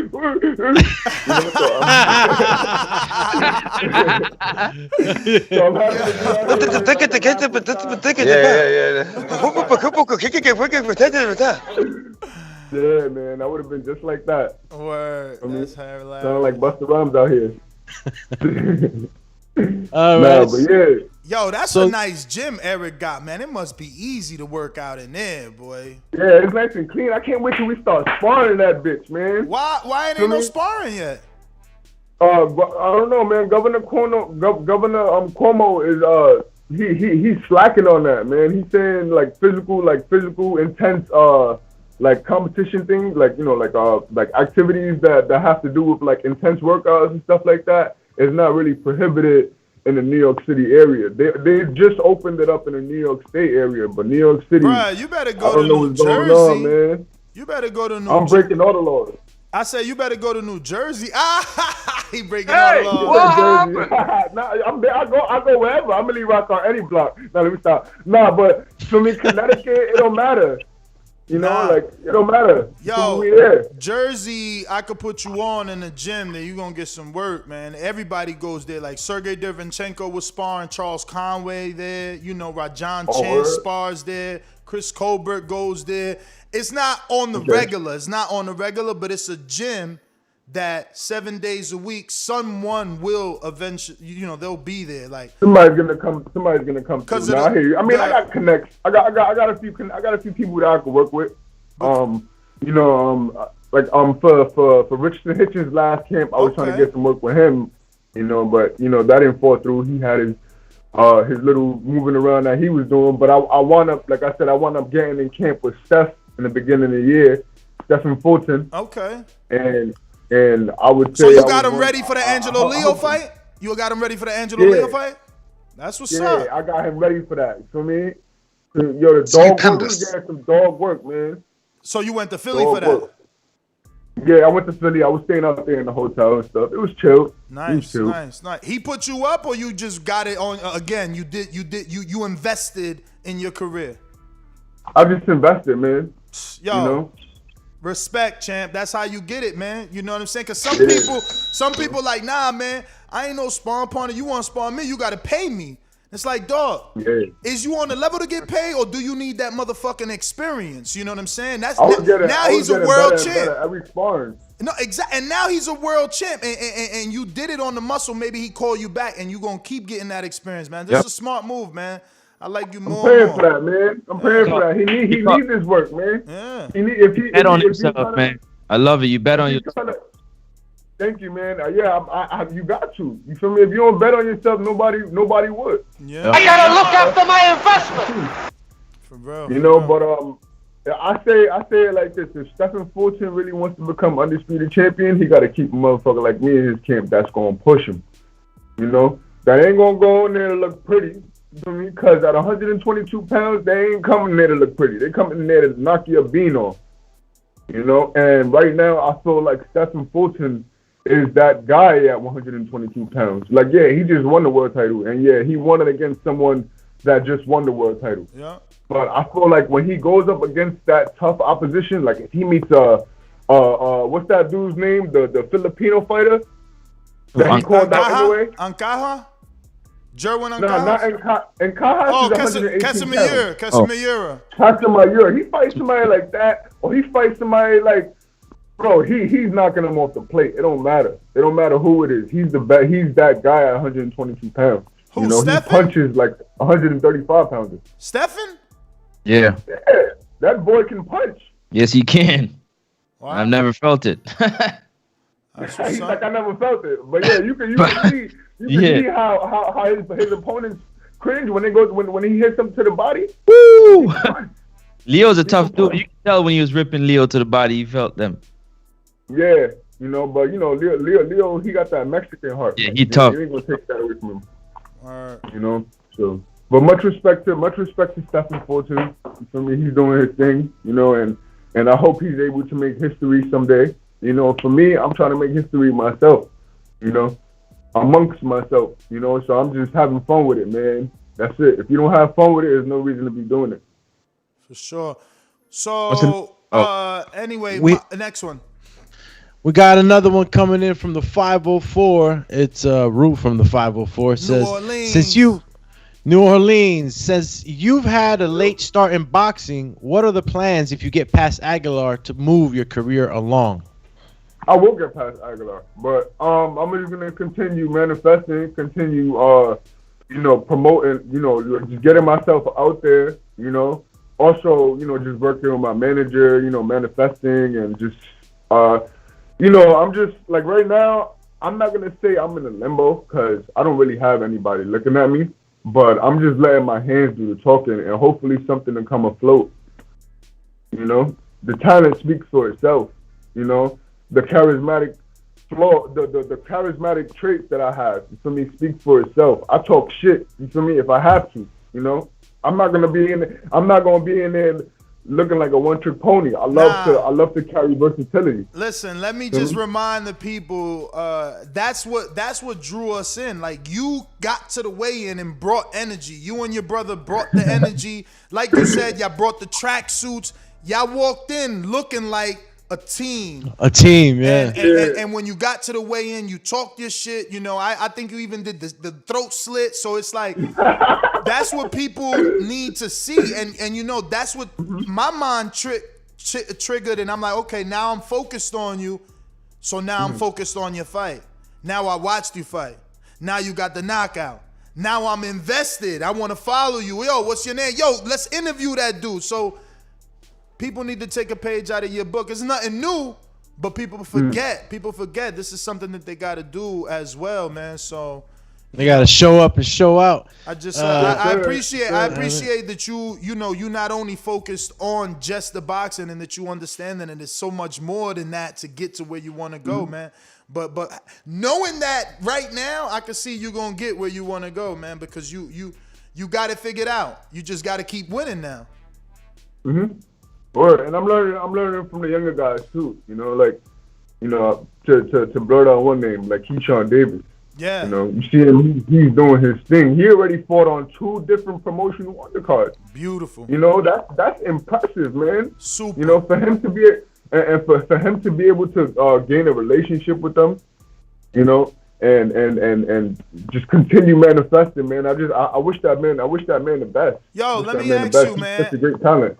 Being a 130-pounder, have you sparred Shakur Stevenson? I never sparred Shakur Stevenson, man, but I would love to. I would love to get that work with him. I would love to. I'll get that work with anybody. I actually sparred Little V-Hop a lot in 2019. Chris Colbert. That's my I got guy. him ready He's for out. his first 2 fights. He's out here. He's out here in Miami getting ready. Yo, so you know Aureliano? The Sosa, the trainer? Yeah, Aureliano. Yeah, I know so. Yeah. Oh, that's what's up. Yeah. Is that far from you? Ask him about Veneno. Well, actually, they're in Brooklyn. I'm in the Bronx, so yeah, we kind of far. Oh, I mean, but not far to go get that work, champ. Nah, ain't never too far to get that work. Cause yo, that's a good gym, yo. You got Rashad Mati there, and you can spar him. You can spar him too to get ready. You think they'll spar? What weight he fighting at as a professional? He fights at 147, but I'll definitely get some work with him. I love to get some work. Damn, 140. You sure? Somebody got to check that. Rashad Mati. Hey, how tall are you, family? I'm 5'10". Big. That's tall. Snap, you a big lightweight. But that shit what don't made do you? no more. What made you get that tattoo on the side right there on your face? On the them symbols. Well, as you know, this is the Unk and the Eye of Horus. You know, and I got it because I was going through something in 2019, and I was campaigning actually for the Olympic trials. You know, and I just was consciously, you know, aware of everything, man, and it was a lot of things that was like, you know, wasn't catching my interest. You know, and I got this because, you know, I know where my ancestors come from, you know, and I know that we're just one race. And overall, we're one race. We're not like Black, Spanish. You know, we actually come from something deeper than just an ethnicity, you know. So that's one of the reasons. And then another reason why I got it is because, you know, the Unk does signify eternal life. And where does eternal life come from? Woman. So we have to respect our woman, you know, so that's why I got it. Enough said, champ. Enough said. I just wanted to ask because when I see symbols like that, I just ask because I got them all over my house because I know where I come from, and that's a part of my history. So I was just asking just to, you know, that's you a Cancer. I'm a Leo. So okay. Yeah, I got an Unk on my chest. You know what I mean? And I'm going to get another one on my back on Thursday, get my back piece done. But hey, you 5'10". I was wondering how tall you is. Maybe next time I'm on the East Coast, we can get some work. I'd love to get work too. Yeah, you know I love to get work, bro. I was 8-0 pro. You know what I mean? I fight at 47, but I could fight at 42. But we definitely could move around. I love to move Troy, around. you can't fight no more. Stop telling people you can fight. Your manager. I spoke to your manager, and she told me you ain't allowed to fight. All you could do is spar and do border wars. So stop. I'm not people trying to fight you the can man. I'm just trying to get some work. But I'm a southpaw. I'm he trying like to I help fight. He like I fight at. No, I used to fight at. Hey man, Once you a fighter, you a pro. I'm a pro. Shit, I jump on border wars with you. Hey, yeah, most definitely, yeah. Called him out. Hey, yo, do me. What's that meme? I told Ness to set me up with another pro. He won't do it. I'm right here. Baby. Yeah, set me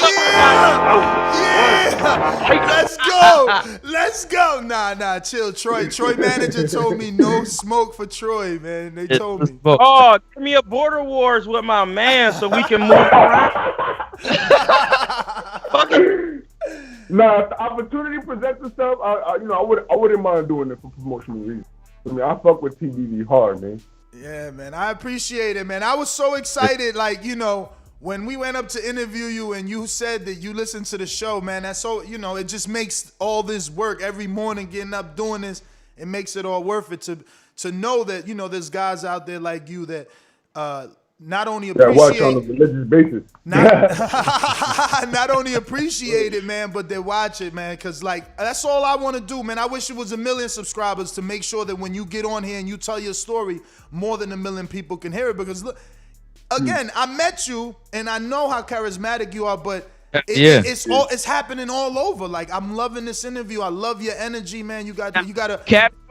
No cap. Yo, bruh. Is hella charismatic, bro.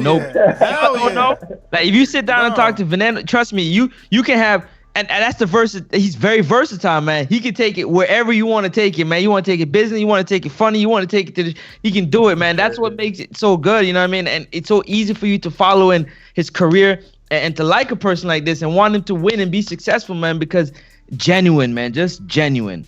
I love it. I'm from Harlem, man. We have that charismatic aura, man. Look at Paid in Full. You see my son Rico? What's popping now, Kirby? What happened now? Yeah, tell him. Yo, any more questions from the people? Now I got my diplomat's hoodie in a closet. Do me. Yeah, we definitely got some more here, man. We got Steve in the UK who says, "Hi, champ. Thanks for coming on the show. Other than boxing, what are your interests? Do you like to read, cook, write poetry? What makes you you? Good luck with the career." Just good luck with the career, and once again, thanks for coming on the show. P.S. Next time you're in Oklahoma, lunch is on my good friend Izzy. If you're ever in the UK, lunch is on me as long as you only select items from the Pound Saver menu at McDonald's. Well, if I'm cutting weight, he should be all right. So yeah, going back to the official, yeah.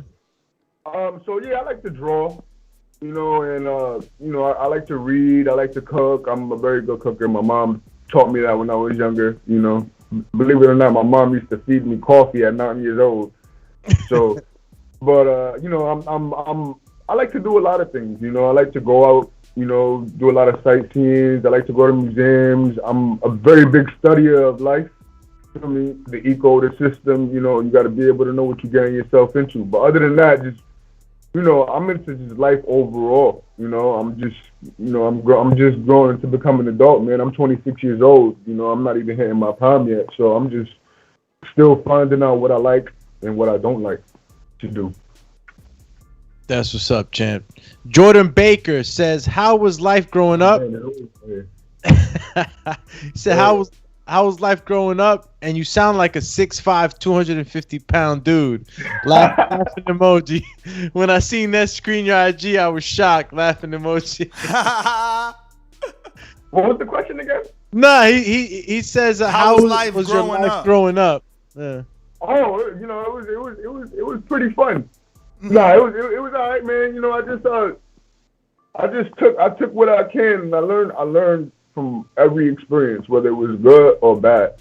You know, like I said, when I was a kid, I didn't really have that older adult or father figure in my life to be able to be like, oh, go to school before I kick your ass, or you know, like I'm gonna take you to this program so you can be able to make friends. You know, for me, I had to make friends on the streets. For me, a lot of my friends is the old heads on the block. You know, so I had to learn a lot of my wisdom from the wise old heads on the block.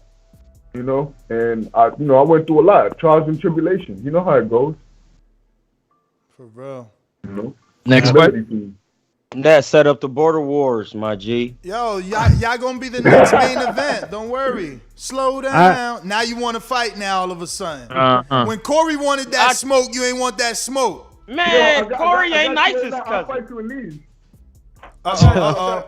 Let's see if he's smart enough to show his sponsor gloves. Nah. We coming out in these right here. Yo, what you? Let me stop. Yeah. We had this last one come in. I think it was just a statement from LJ Juarez. He said, "Kid is sharp and easy to pull for. The way he acts seems genuine and not forced at all." Definitely, man. Yo, Veneno, before you go, I gotta put you through. You know what I'm saying? The praying mantis from Canada's, world famous questions, real quick. You know what I'm saying? So you don't know the thing. Go. Hold on, man. Just for my man, one time.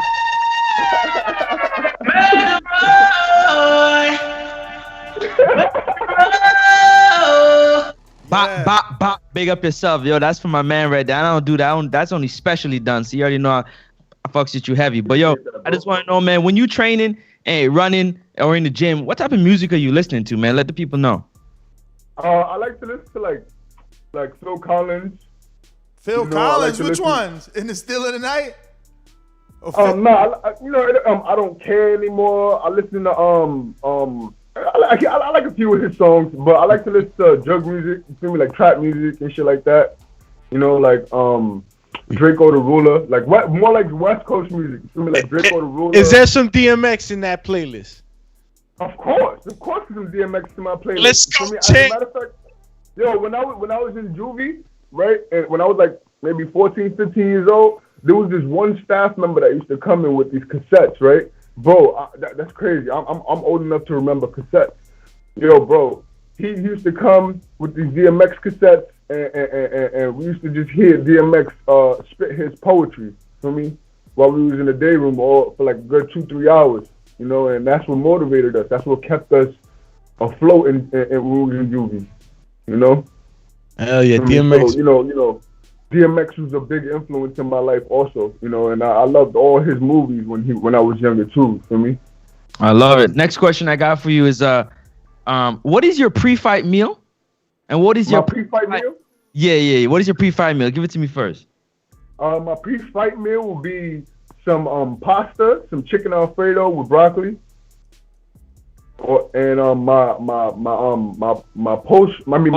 post-fight guilty pleasure, like you gats to have it when you get out the ring. I'll have a 6-ounce steak with some mac and some broth.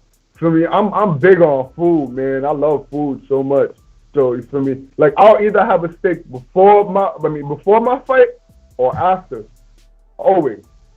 So no sweet tooth. If I was to eat, I like tres leches cake. I mean, I don't eat it like in the midst of me about to have a fight. But like once I go home, Veneno. That's why it's your post-fight guilty pleasure. Like I've been in camp, but I got to have this when I get out the ring. I don't get guilty until I go home. I love it. Last one I got for you is what if you were a superhero? What would be your superhero power? Wolverine. I would love to have the iron inside my body. The adamantium skeleton and shit. Yeah, man, cause he's invincible. You can shoot him in the head. You can shoot him in the head. And if you walk away, he gonna get up and he gonna kill you. Well. If you shoot him in the head with an adamantium bullet, he'll get up and forget. Remember, he won't know what happened. The bullet, the adamantium bullet to the brain is the reset, but it doesn't kill him. But as long as they don't get their hands on adamantium bullet, I'm good. Yo, but shout out to you for fucking following Marvel in the comics, man. These other dudes don't know. That's what's up, man. Well, Veneno, thank you for the kind words that you said earlier, man. With the fight, thank you for checking it out. Definitely put some work in. You think? Hold on. You said. Can they see it? Yes. Got one, but thanks, man. Yo, I can't wait to commentate your fight and get with you again, man. All blessings and all love. Yeah, man. Listen, give out your social media. I got people hitting me up, man. You definitely made a splash. Let them know where they could follow you. Let them know where they could buy tickets if anything is available. Where exactly is this fight? I'm going to go ahead and rescreen share that because it does say it on the poster that it is in Crown Reef Resort, Myrtle Beach, South Carolina, May 15th. It's going down. The man's back in the ring, and you can follow him at Veneno_Otero. Want to spell that for them? Spell that for the non-Spanish speaking people. VENENO_OTERO. I mean, and if you want to be able to, if you want to purchase some tickets, if you're trying to come down to Myrtle Beach and see me fight, y'all could go on Eventbrite.com. Yo, is that tattoo real? Like Veneno 13, and what does that mean? Veneno 13. Yeah. I tatted on my chest. But more or less, when I was younger, my grandfather gave me this name because I was the wildest out of all of the young kids. And all right, so me, my brother, my cousin, who was running around the house in Puerto Rico, it was one of the first times I went to Puerto Rico. And I was like, I'm gonna go and zone off and do something else. So I wound up ripping all the bananas off the banana tree, bro. And I had that on my shirt. My shirt. So my grandfather was like, what the hell, man? You don't peco style, bro. He fucking whipped my ass. Then he pushed me on punishment. Then, like a few days later, he's like, oh yeah, mira, ¿tú quieres galleta o galleta de mano? So I'm like, galleta de mano. And he was like, tú eres veneno.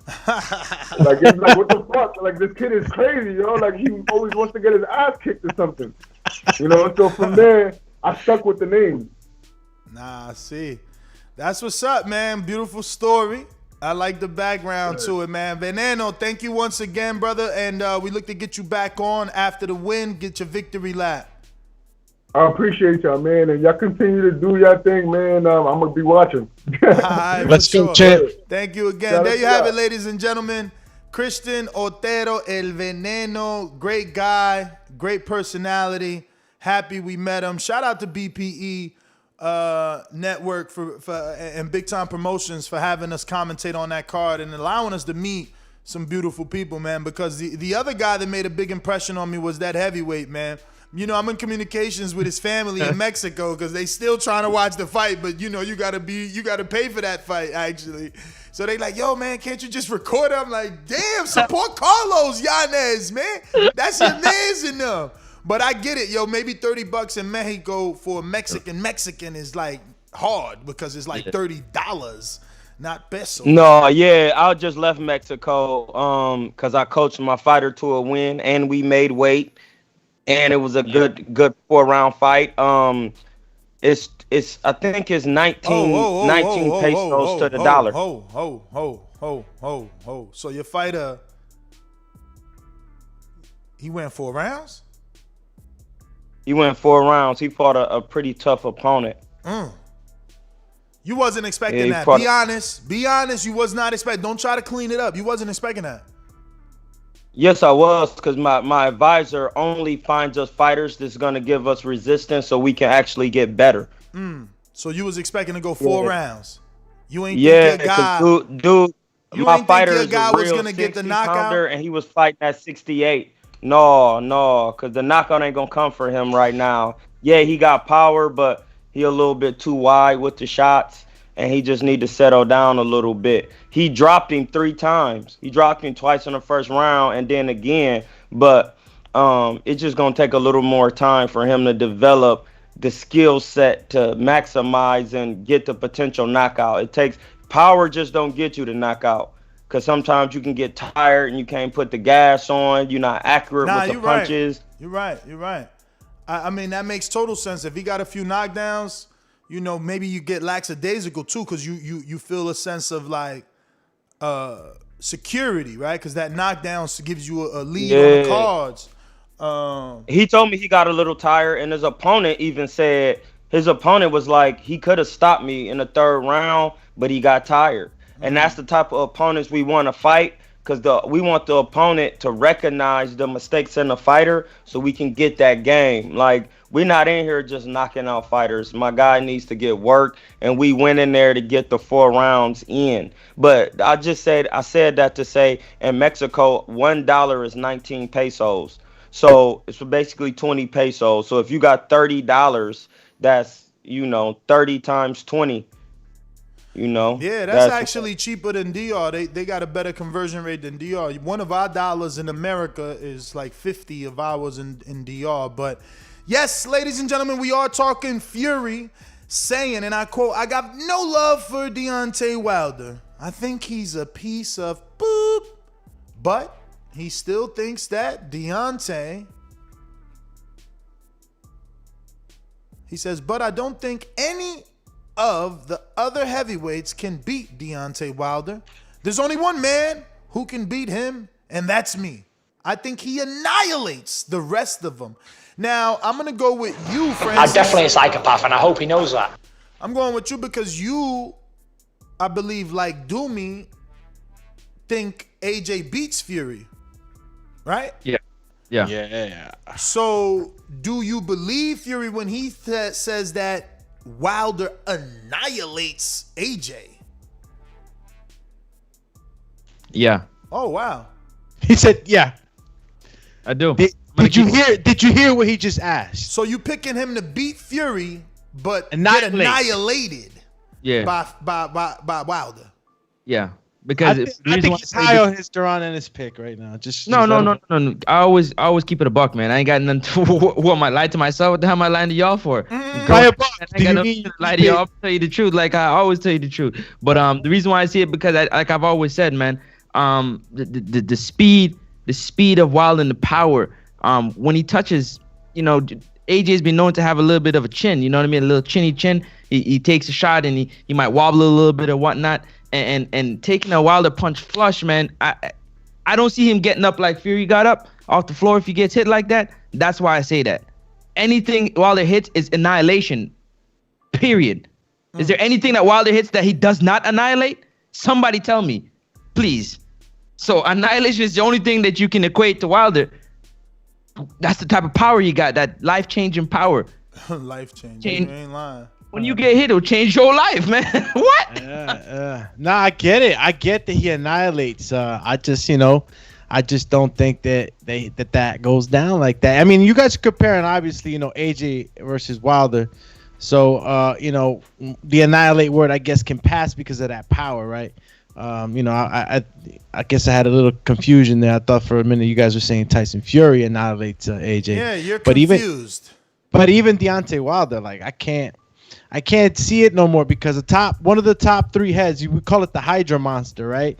It's AJ, Tyson Fury, and Wilder. Mm-hmm. And out of those 3 heads, like I don't see these guys, annihilating each other. I see, tough competition. I mean, yeah, Wilder annihilated Tyson Fury that first go about, but he got up. So what does that mean? That he got up from the annihilation punch. So I can't sit here and say that AJ will be annihilated. When has he been KO'd? So you saying AJ will get up from the annihilation punch?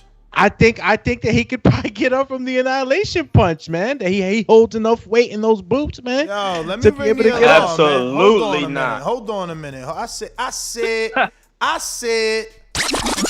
Hold on a minute, man. Oh no! Let me ring the alarm, man. Yo, matter of fact, you're right, France. Let me throw to Kevin Hart, man. Oh no! Oh no! Oh no! Oh, shout out to the TBV supporters, man. They want to see me, Francis, Doomy, Troy, Mario sometimes, and Enrique sometimes fucking win. Shout out to Jordan Baker back at pound for pound status. Let's go! Let's go! Let's go! Shout out to Ian Brooks, man. I mean, making that jump from $5 Patreon to a hundo. That's a leap. You know what I'm saying? That's like Lomachenko going for a title shot in his second fight, man. Let's go, man. Let's go! Let's go! Let's go! I'm ready! But not losing. And shout out, not losing. For sure, not losing. Shout out to my man Anthony,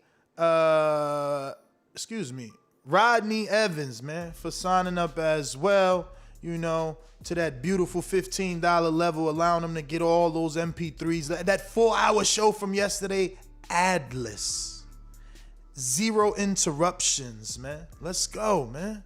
Shout out to Dan for also being on the 15. This morning's been a good morning. We appreciate everybody that supports us, because all we trying to do is create more content to keep you guys entertained, man, 24/7, man. And we starting to branch off into, you know, different things like Border Wars, appreciation nights. Now we're doing basketball tournaments. I mean, we got cookouts planned. I mean, it's a growing community, but the biggest thing is what you all need to pay attention for. Keep your ears glued to the show, because we're going to be doing a 3-city tour: Dallas, LA, tri-state area. You already know, if you want to have TBV come to your venue and bring hundreds of people to your venue, hit us up, man.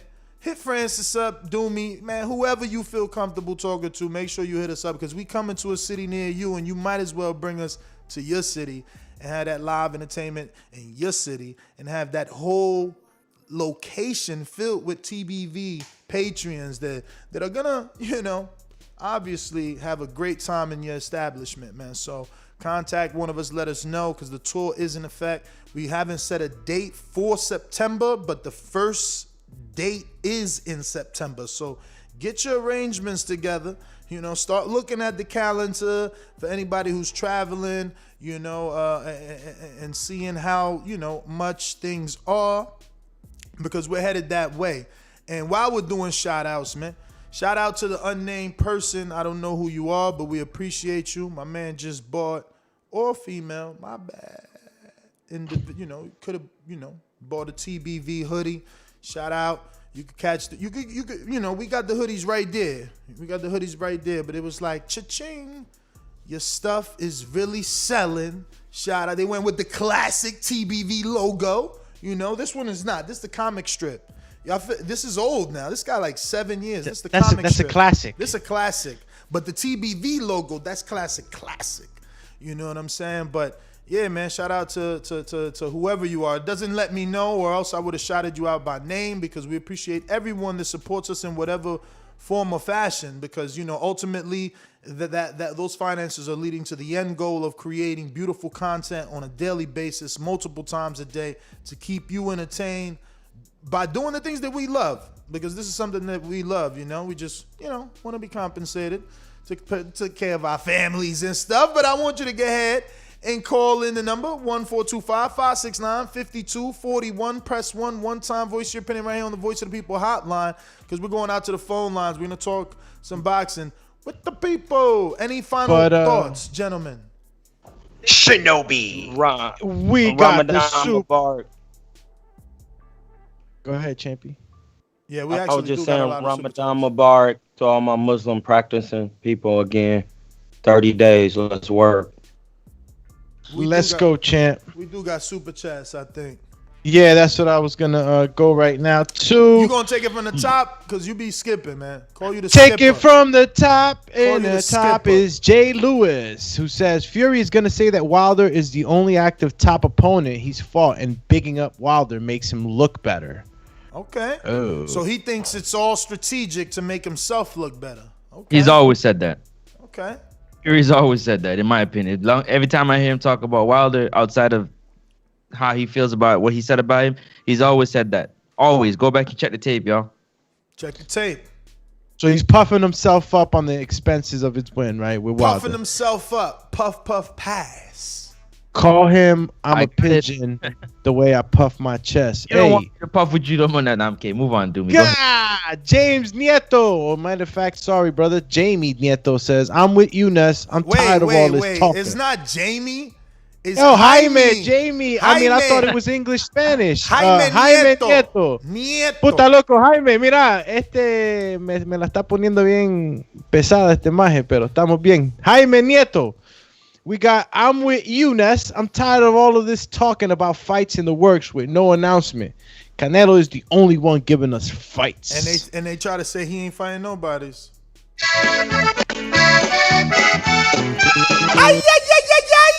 Yo, AJ versus Puta Wilder. loco, parece como si te apretaron los huevos. Alex Jones with a £2 super chat says AJ versus Wilder gotta happen, win or lose or draw versus Fury. I would love to see it too, man. That's something I wanted, man. I swear. Y'all still want AJ versus Wilder regardless of the outcomes? Yo, AJ Wilder, Absolutely. first fight is a tie. Second fight, AJ wins, champ. Absolutely not. Play the soundbite. Play the soundbite for yourself. He's gonna get stopped the first fight and not want to. He's gonna beat the rematch out of him. What you just said is one of the most insanely idiotic things I have ever heard. Look, listen. I'm just saying it could happen. It happened with Tyson Fury. Yo, it's funny how y'all just. Why can't it happen? Why can't AJ doesn't possess the same skill set as Tyson Fury. He's a completely different spirit and soul. So how you gonna do the same? Why does he have to be like Tyson Fury to cause Wilder issues in the ring? I don't get it. Because to beat Wilder, you have to have a certain level of defense. Like, does Tyson Fury have defense? Yes or no? It's a yes or no question. Yeah, he has defense. Yeah. Okay. His legs are most of it. Does he have better? No, his head movement is why because he goes from being 6'9" to bending down at the waist and bending over. Tyson Fury knows how to use his shoulders. Watch the first Deontay Wilder fight. He was going from being up here to dropping down here and turning and rolling. It's when he start playing is when he got hit. If AJ doesn't have that skill set, he's not going to be able to neutralize any punches. Let's rewind the tape. 50-year-old Vladimir Klitschko dropped him with a right hand. Yes, he got up, but it's 50-year-old Klitschko. Then Ruiz hit him with a hook. 42. Bro, did you see what big ass freaking Tyson Fury was able to do to Wilder? And look, man, whatever happened. But like, doesn't that size play into anything? Like, no, take away from it. Plays the part. No, Canelo is a prime example because he's only 5'8", and his defense is what helps him beat bigger guys, not his size. So I'm telling you, it don't matter the size of the man. It's the aptitude of the defense. Once you got defense, you can neutralize power, speed, because defense allows you to have timing and everything. I tell you what, if any of y'all believe Troy, or if any of y'all believe Doomy, when the fight comes out, I'm sure that mybookie.ag will have the best odds. And if you use code TBV, let me say that again. Let me make sure which was my code, man. Say that one more time. If you're going to make a bet, use bet TBV on mybookie.ag. All right? Because you love TBV and you want, make sure that we get a little, kickback. Yeah, I know. Get a little bit. Let me get to these callers, man. We gonna go to a heavyweight. He want to be a heavyweight. He be talking like he great. He just got a new tattoo on his head. We talk about Jordan Carter. What up? Chill. What up? What up? Work too.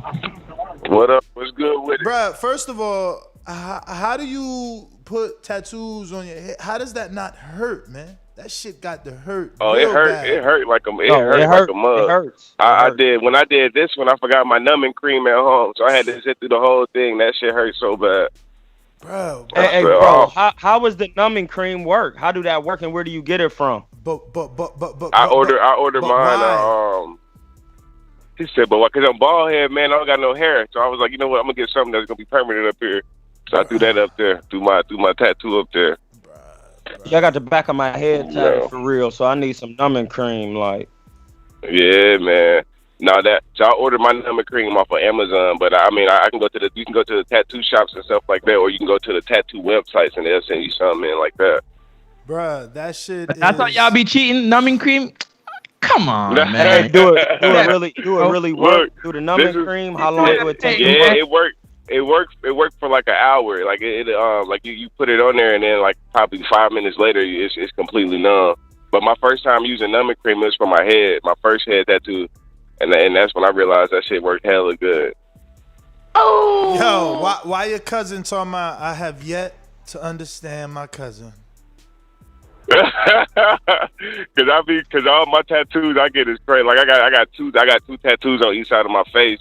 I got my head done, and the tattoos I get, they never try to get them. You know, they always say I was a crazy one growing up. So, yeah, I man. see you, cousin. I see you. See, that's why I'm the only one that boxed. Like we all know how to fight, but I'm the only one who chose to pick it up and go with it.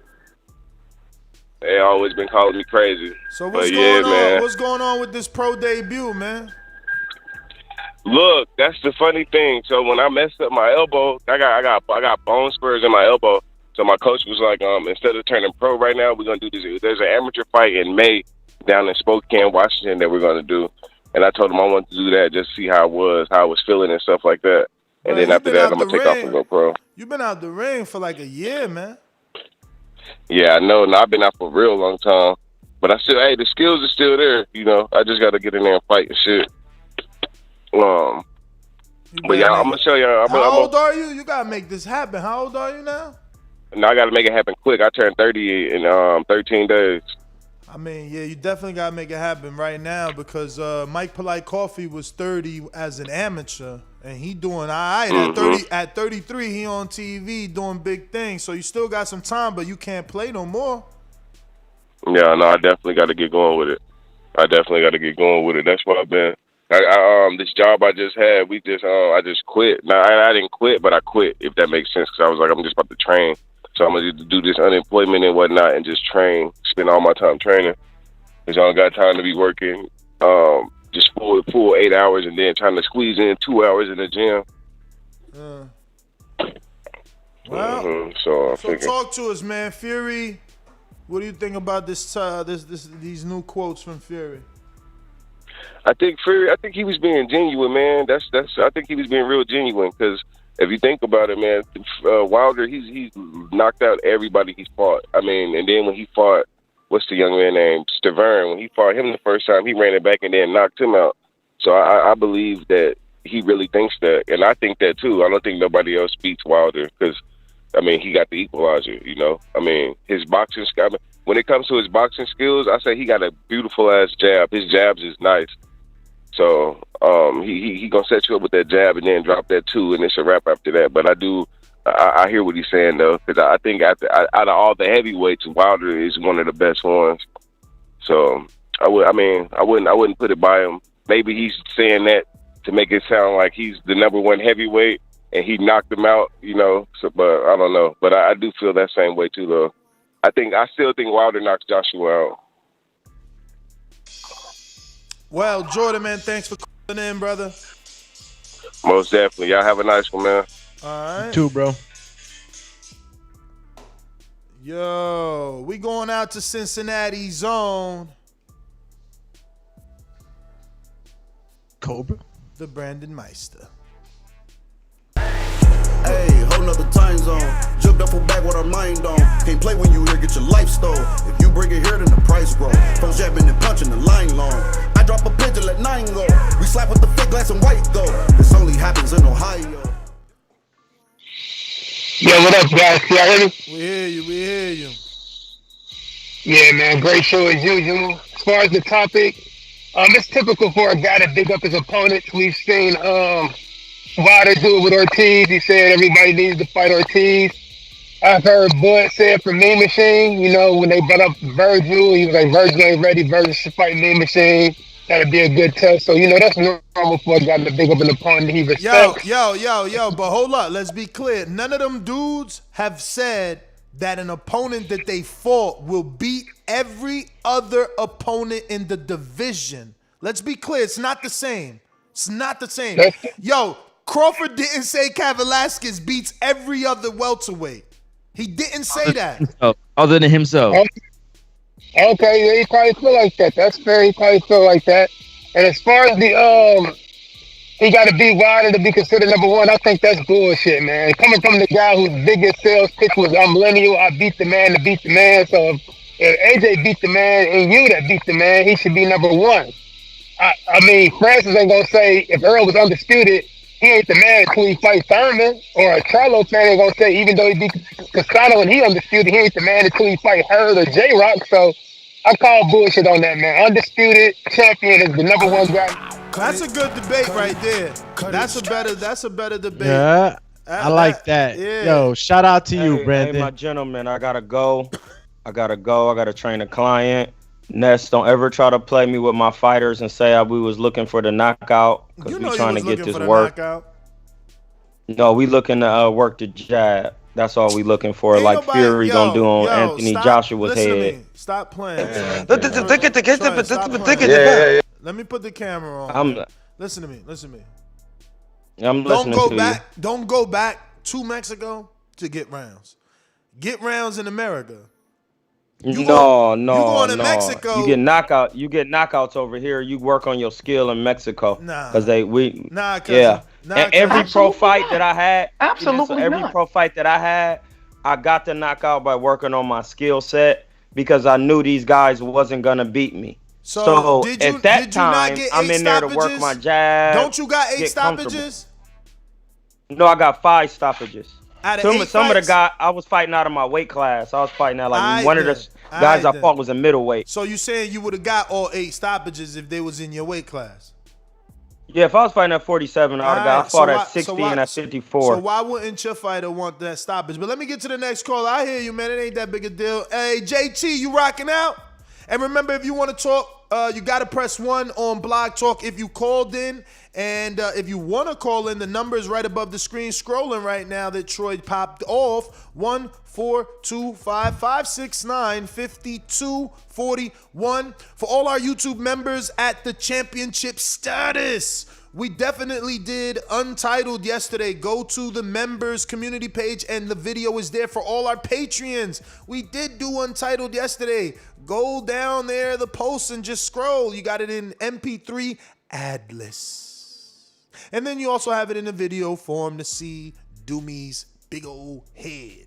1-425-569-5241. Press 1. JT, I never seen if you flashed me, and I don't mean no boobs, all right? Yo! Yeah, pause that. I mean, he ain't no girl. Ain't nothing to pause. You see what I'm saying? I said no boobs.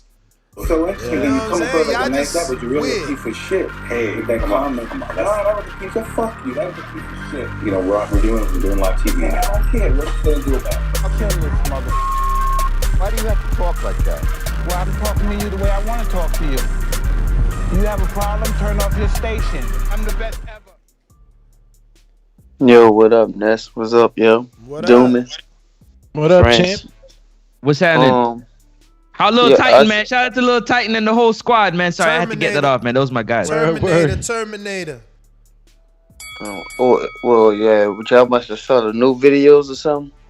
Nah, those just my guys, man. Yeah, Supreme. You ain't tagged. Yeah. Shout out to Supreme. You ain't tagged us in no new video, but tell your son his fight on the YouTube channel as well, so he can show his friends and stuff. Okay, now I just posted some other stuff. They about to fight in this tournament this Saturday coming up. Lady had called me about some fights last night, so I took them. But I heard you say y'all doing a 3 tour thing? 3 City Tour, baby. Yeah, what y'all doing it like just for the TVV thing or just dealing with border wars? TBV. We're gonna be doing a live show in 3 different venues, 3 different cities: Dallas, LA, and the tri-state area. Okay, well I know I'm in Dallas now, so I see y'all up when y'all get down here. For sure. But I don't got too much on the topic on the show. I barely was listening. I think y'all had somebody on. Yes, we had Christian Veneno Otero. Yo, JT, real quick. Go ahead, bro. Quick, man. I just want to ask you, man, because I know you know your boxing. Does Deontay Wilder annihilate AJ? You know what, man? In the beginning, I thought AJ was too slow for Wilder, even though he might possess a better boxing skills. But now that I'm thinking about it, AJ getting a little more experience. I think he got more experience after that loss. So even if they fight, I got Wilder winning. Because I think Wilder stops AJ. I mean, what hurts him. I don't know, stop him. Probably hurt him. Probably stop him to the point like a TKO. But now it's a closer fight. I think AJ do his due before Wilder hurt him. I just think Wilder's still faster. He's still more athletic than Anthony Joshua. But it became a closer fight. But at one time, I thought Wilder was just going to destroy Anthony Joshua. And he knew he wasn't ready at one time for him. But I think he learned and he grown from that loss from Andy Ruiz, All right, I'll take that. If that could answer your question. Annihilate, you mean like embarrassed? No, it's gonna be a decent fight. But I think if I had to pick somebody, it's gonna be Wilder come out with the victory. Yeah, who was more athletic in that second fight, Deontay Wilder or Tyson Fury at 290 pounds? Man, Tyson Fury, man, we all knew that, man. The dude, like Troy said, man, the dude got some good head movement for a 6'9". He know how to use his shoulders. He know how to fight like a short man. He did everything right, but I just hope the gloves wasn't contaminated. Like, we knew this before coming in the fight. And I was talking to Info Joe one time. Cut it. Yeah, so it's been said. Then Tyson Fury is the most athletic out of the 3. That's what I'm getting from everybody's, way of analyzing this. Yo, I actually watched Snatch. You guys ever watched Snatch before? Snatchies? Nah. It's about a gypsy traveler fighting dude. Brad Pitt played the role. Pretty cool, actually. Oh yeah. I forgot the name of the movie. I know what you're talking about. Okay. Yeah, watch it. Long time I've seen it. Watch it yesterday first time, and then today we're talking about Tyson Fury. Just watching the whole movie. Like, oh, that's how they used to roll. Like, that was Brad Pitt was a bad mofo in there, man. Counterpunch, JT. Counterpunch. Mr. Rude Ass. I was talking to Doom and you heard that cut it. But now I gave you more than 3 minutes. I know, man, but I was speaking knowledge. It's not like I was saying something about Canelo. You ain't had to be on the timer like that. I wasn't on. That's the whole point. Hey, look, I wasn't on the timer by giving you more than 3 minutes. I was. All right, but look, let me finish it. Let me finish it right quick. What Doom said. Now, more athletic in the ring. If you talk about athletics, like if we talk about boxing, I think Tyson Fury is more athletic in the ring. Now, outside of boxing, no, and stuff like that. But of course, in the ring. That's all I wanted to say. Thank you. All right. We got. Shish kebab. Yo, real quick, Alex Jones says. What does Alex Jones say? Well, he said AJ versus Wilder got to happen, win or lose, or draw versus Fury. I read that. What about Craig, who says Fury has 2 elite wins on his record? AJ only has 1. And I don't know which one he's talking about. Yeah, he's talking about obviously Vladimir. Off a 2-year layoff. I hear y'all. Y'all tripping, but I hear y'all.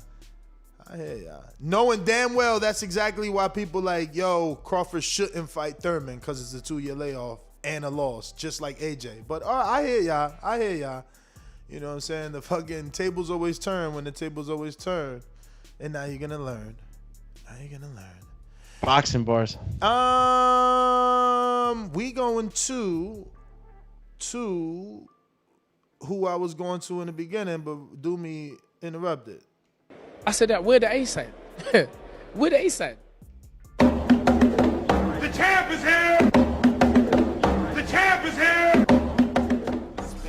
Red belt, black belt, WO and green. I'm king. Undisputed GOAT, TBE. And you can catch the news first on TBV. Voice of the people, people now let me speak. Scientists of the sweet, BOXING. Yo, TBV, what's good? What up? Can you hear me? Damn, It been a minute, man. Yeah, man. Y'all know I'm still on that same campaign, man. No days off. You know what I'm saying? Plus, I just moved into my spot, so you know what I'm saying. It's just been a lot of moving around and shit, getting ready and now getting there. But I'm off today. You know what I'm saying? And I heard that back car signal, so that TBV signal. And so I answered. You know what I'm saying? Good topic. I kind of agree with Fury. I guess I still think AJ Wilder is kind of 50-50. I lean more towards Wilder still, but I think it's a closer fight than I think like everybody else, those two just need to fight. I don't even want to talk about fights that's not happening and not gonna happen at this point. We got a good fight last week. Got a couple good fights last weekend. So I'm just enjoying what I'm getting. You know what I'm saying? Living in this Corona age, man. But that's all I got on the topic, man. How y'all doing? What's good with y'all, man? You talking about a 3-city tour, man? This the fighter that you interviewed earlier, that was from the last BPE. Yeah. That worked. Yeah. Okay.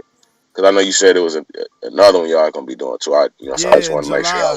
We're doing another one in July. God willing. Okay. Sound like you all to a good start, Brett.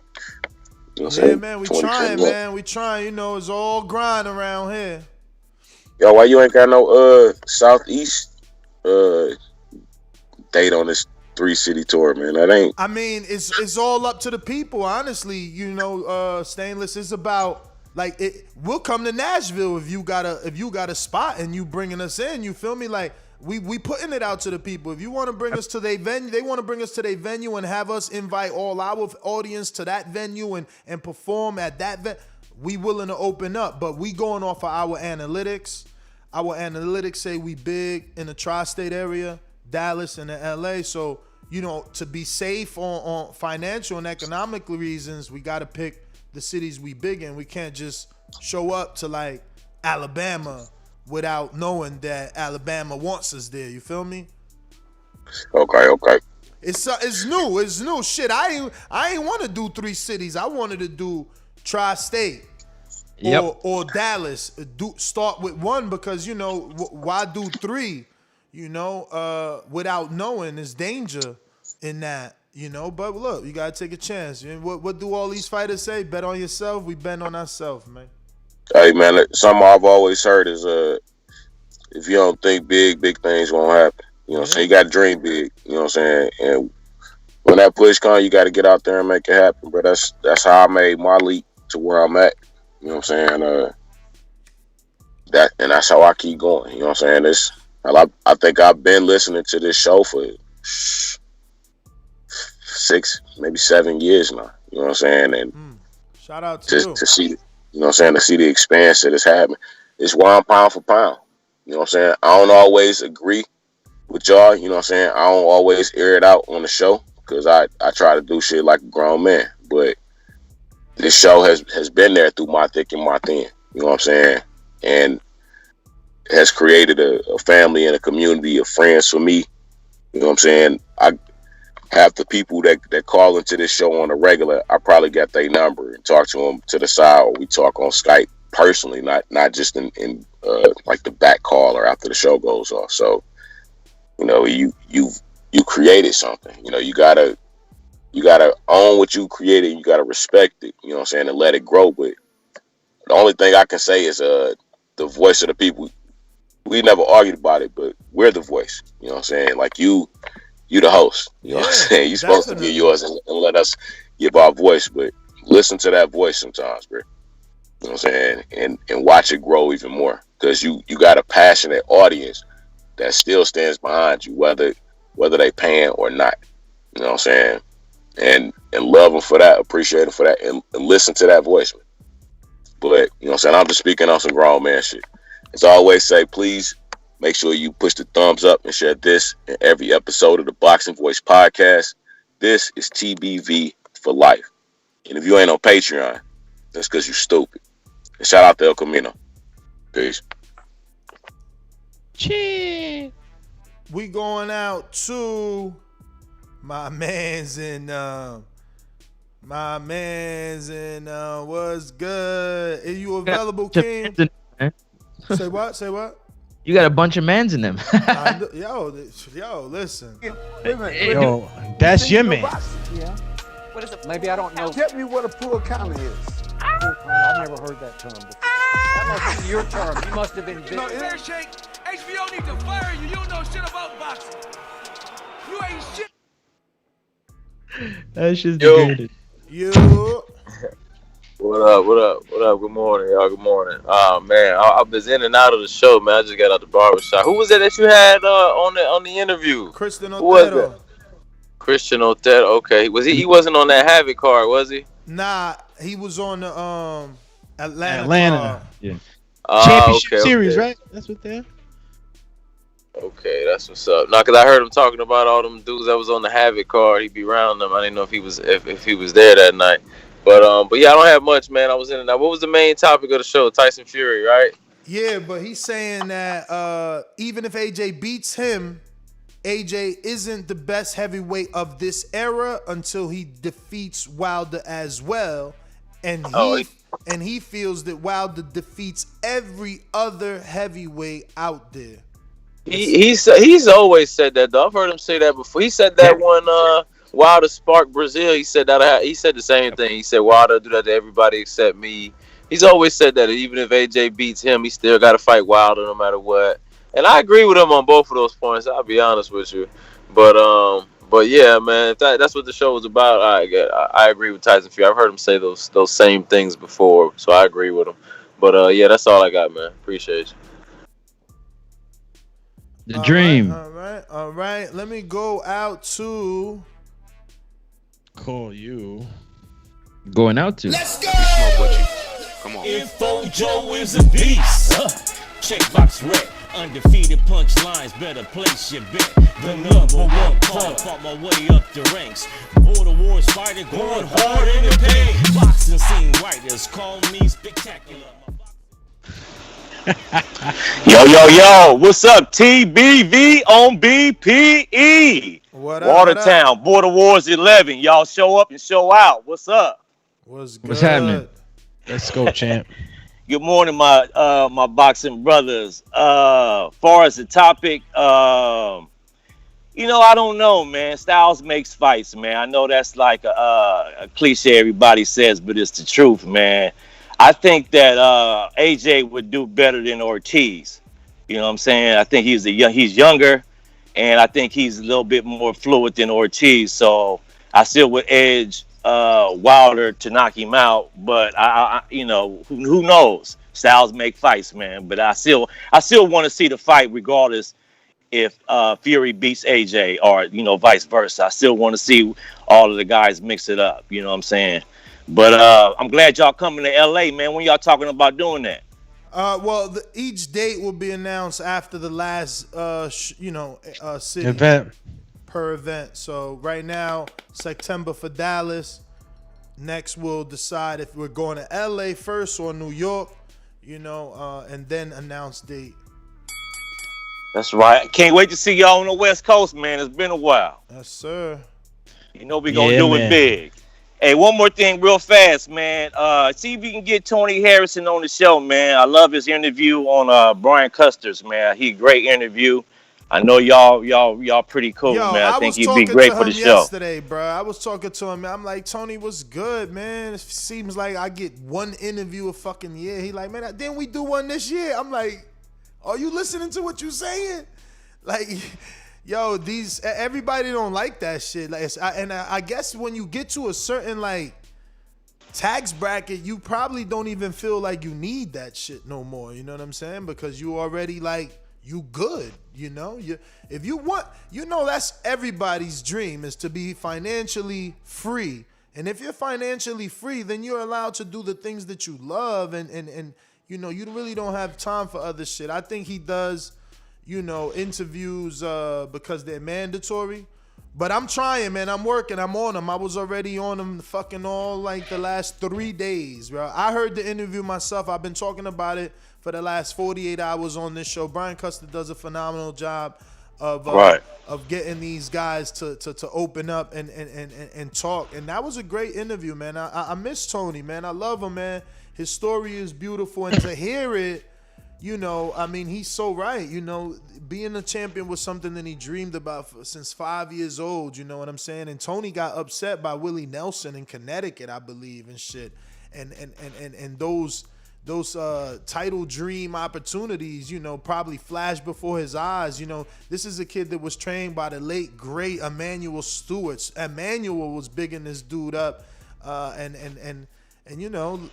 it's like he had so many opportunities and so many reasons to stop, and he never did, right? Because when he was coming up, his trainer passes, so he's not signed to anybody. He had 21 fights before he gets with Al, so it's a unique story. Hopefully it's not over. Hopefully, he could go on to be two-time. He still wants that Jamel Charlo rematch, and he's not in no rush to move to 60. So it was a great interview.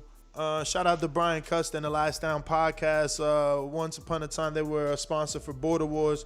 We support him, and he definitely supported us. And he does phenomenal work, man. Word. Everybody have a blessed, no stress day, champions. Peace. You too, campeon. Joe, man, can't wait to hear you and your next time, announcing, man. I know big things are gonna come from it, man. Shout out to London's Run Boxing that sent you the infographic, and hopefully, that's something that you fucking around and print out. Put that in your garage, your little man cave, man, and continue to look at that, man, because if he did it, you could do it, man. You got to hustle. And that would be beautiful. You imagine at this age, all you doing is growing bud and announcing fights? Because them dudes getting paid. What? Them dudes getting paid, man. But we going to help you, man. This going to be the catalyst is the word, right? The catalyst. We're going to catapult you from here to that. I believe in that voice. Definitely better get that trademark popping, man. Don't be one of them dudes like, yo, man, the whole TBV community was telling me, yo, you now look at this dude using my get in the ring and swing. Or what is it? All right, fighters. Let your hands go. And give the fans a show. Give the fans a show. We probably shouldn't have said it again. Somebody wrote it down right now. Like, all right, right. They on the TM website right now. Trademark right now. Joe, you better pull over, take off from work, and trademark your shit, man. We going out to Natural Wiz Hamilton. Talk to us. What's going on? Buenos dias. Buenos dias. Wiz. Hello. I agree with Tyson Fury, man. If you're a man's man, and if you're in boxing, and let's be honest, all these boxers must be a fan of Achilles. What did Achilles want? He wanted his name to be remembered. So all these guys, they're doing this for the glory. So after he beats, Joshua, he has to beat Deontay. Deontay's been the champion for the last, couple years? Just got dethroned. So of course, and I can understand the debate with Thurman. Spence is going to come back to Thurman, man. He already got Porter and got Danny. So he's going to get, Ugas. Then he's going to get Thurman. And then he's going to get Crawford to the cherry on top. But then when I'm looking at the box rack and saying, everybody, Deontay beats everybody, yeah. Dillian White, Proton Cannon, Usyk, Cannon, Povetkin, oh my God. But Ruiz, that's the one guy that I'm not too sure on, man. I don't know. I get a nice feeling from him, and I'm not too sure, man. He's going to be that guy that will probably give him that pressure. I agree with Tyson Fury, but everybody but Ruiz. That's my call, man. Real quick. We got to ring the alarm. We got another member joining. Shout out to you, man. Shout out to Believing in the Movement. Listen, we growing, man. We taking it from a podcast to a live podcast. We've started Border Wars, helping people lose weight, man. Shout out to Keem. Keem, send me that picture. Matter of fact, yeah. Send me that picture, man. It's gonna be harder for me to find it in the Border Wars. Let me screen share that, man, so y'all can see Keem last year. When it was two halves of Keem. Bruh, when he was not even Keem, my man looked like... His name was Leem. Yo, no. Leem sound too close to lean, and that is the exact opposite of that shit. Beam. I need to show that, man. Him and Marvin need to send me that. Somebody got to do a little quick app thing and put those together. And his name was Team. A screen shit. Yeah, his name was Team because it was two of him. I already got some pop. Yo, they said there was two of Keem in that picture, bro. Keem, send me that shit because that's inspiring. That's what people need to see what Border Wars does, man. Like, he signed up, and y'all don't even know. He signed up like a year ago. He signed up when he was a heavyweight. He won a heavyweight fight and something. Something. We should, what? We should have some of those before and afters up on the website, man. Yeah, bro. The website needs updating. Remember, Jose was the website man, and now he's, him and his family are about to move to America. Hopefully they inspire my good friend Kansas. My good friend Francis. But yeah, Jose, God willing, is moving to Canada.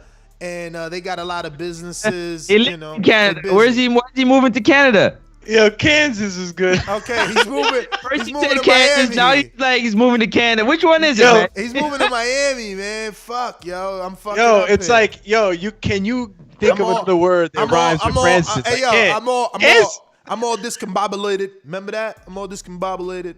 Discombobulated, champ. Nah. Yo, the man said Kansas. I'm gonna live with that one. That was funny. So my good friend, hopefully he inspires my good friend Francis, because my friend Jose is moving to Miami, God willing. Him and his wife seem to be doing like a lot of marketing.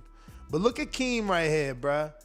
Keem, you're inspiring for real. Like, shout Call him out, Keem bruh. the Dream, champ. Yo, this shit is so real. Like, his feet even fat, and I'm not like looking at shit. Damn, he said you had some swollen ankles. Word is he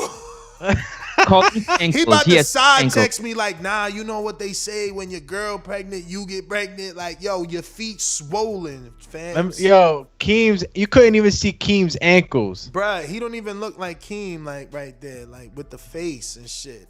Yo, I can't even be talking because I need a good run of a Border Wars camp to lose some weight. Yo, that's crazy. Look at Keem, dog. Bruh, no. And you say that Keem is at the weight that you say you can't ever get to. And now you're going to lie and say, well, I'm more big boned than Keem. No. Look at Keem, and now look at Keem today. You got to stop talking. You better use these pictures to inspire your motherfucking self. Yo, I went for a bike ride. I went for a 10-mile bike ride yesterday. There's a bike shortage. There is. They told my girl the same thing, but she was able to get one at Walmart. Really nice female bike too, with the baskets and shit. You know the bike shop I'm going to, man. Them shits are like freaking $500 minimum for a bike. Unless you go to Walmart and get one of them fat tire bikes for like $400, $386 and shit.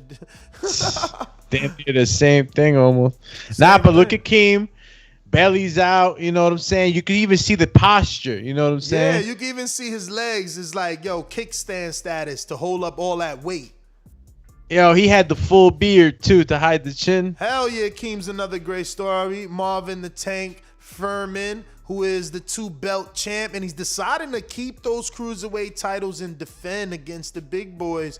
But Marvin is another one, man. Y'all need to do a side-by-side, man. And do me, you're right. You know, shout out to any web designers out there. Let me know. I need somebody to help me on the back end. Jose, I guess, has disowned us. Border Wars, man. Border Wars, it brings us together, but it can also separate us. A lot of people have never come back from Border Wars, man. Don't be one of those dudes, man. Don't listen. All that shit you talk, this is the reason that we made this, you know? All you dudes who's like, yo, where's Wilder? Wilder disappeared. Where the fuck are you at? What happened to you when you took that loss? Why you ain't back? Yeah, I'm talking to you, 0-1. You know who you are, and you ain't come back. Stop being afraid because you lost. That's what boxing is about. Someone wins and someone loses. All right. So I got to give a big shout out to guys like Santi, guys like what was my man's name, Vega, guys that faced adversity. No, my man Matt. Shout out to Matt. I was about to say. Big shout out to Machine Gun. That have come back, bro, and they've displayed, definitely a growth because, especially Matt, Matt last go around impressed me. Yeah, no. How many fights did Matt take? Like 3 or 2? 4. MD, 3 or 4. No, Matt took the MD fight and the Warren fight. Any other ones? Yeah, Rob too. Yeah. Oh, you talking about another Matt, man? I thought y'all was talking about. Oh, you talking about old school Matt? Shout out to Matt Hunter, man. Matt Hunter took 2 fights. He talks his cocky, but he got in there. He got in there, bro. So you got to give him his, his due respect, though. Nah, man. Listen, Koala got to come back. I want to see the dude Rob beat. What's the white boy for the Marines?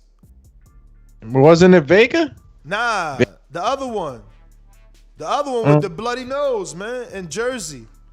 Ah, damn, I forgot my man's name. Morgan,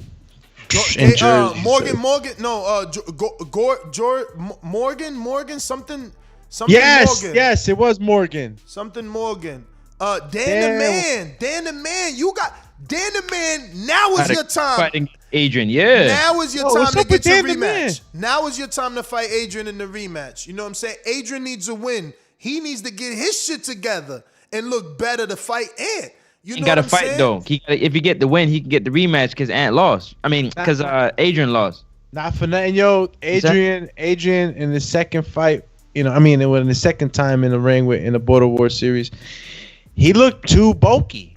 Nah, man, it's technique, man. He didn't look that bulky. It's the technique. It's the technique. He don't got. Listen, he's the coach, right? And he's fighting, so he don't got a coach. There's no game plan. I just watched them fights. That's what I'm saying. Like, I rewatched them fights, man. And shout out to Keem. Like, we ain't going down that road. We already gave him his credit. Everybody already seen how very, very, very tight that second round was.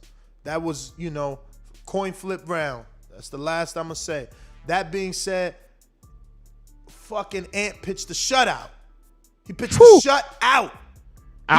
Bruh, I literally, I wish I would fight for the next 10 years in Border Wars if I could slow the pace down that much. My man literally had that shit at a level where I was bored in a 3-round, 2-minute fight. Because Adrian knew he couldn't do nothing with the long jab. Once Ant kept long jab, it was over, man. It was a long night. You knew 2 minutes per round, 3 minutes, and I'm like, damn, throw some punches, man. Like my man neutralized. He neutralized, bro. Long ass jab. Pop. Pop. And every time Adrian committed to throwing a combination, you'd get popped with that left hand and you think about it again, man. Again, because he need a coach. He need a coach. My man's just coming in like, yo, honestly, he throwing like a girl. Like he's like a girl that don't fight, because no disrespect, there's women that can obviously got technique, but he's wilding. There's no technique in Adrian's punches, man. There's zero technique, man. If I'm Dan, I'm like, man, how the fuck I lost to this dude? For real. Adrian, you need redemption. Right now you event coordinator, but you better come the fuck back and fucking turn sideways. Stop squaring the fuck up. First of all, you know what I'm saying? My man is like this. Sideways, and try to use a jab. Try to start your offense with a jab, maybe, instead of just like lunging in. Like, dude's just crazy out here, man. Like, y'all gotta watch boxing. Like, you can't just if Ant is jabbing, then get some fucking head movement. You ain't gonna come in Mike Tyson style. Well, maybe if you did use the Mike Tyson style head movement left and right. Anyway, Let me get back to some calls. But you know, Ant got popped though, so you know you gotta taste a little bit of that.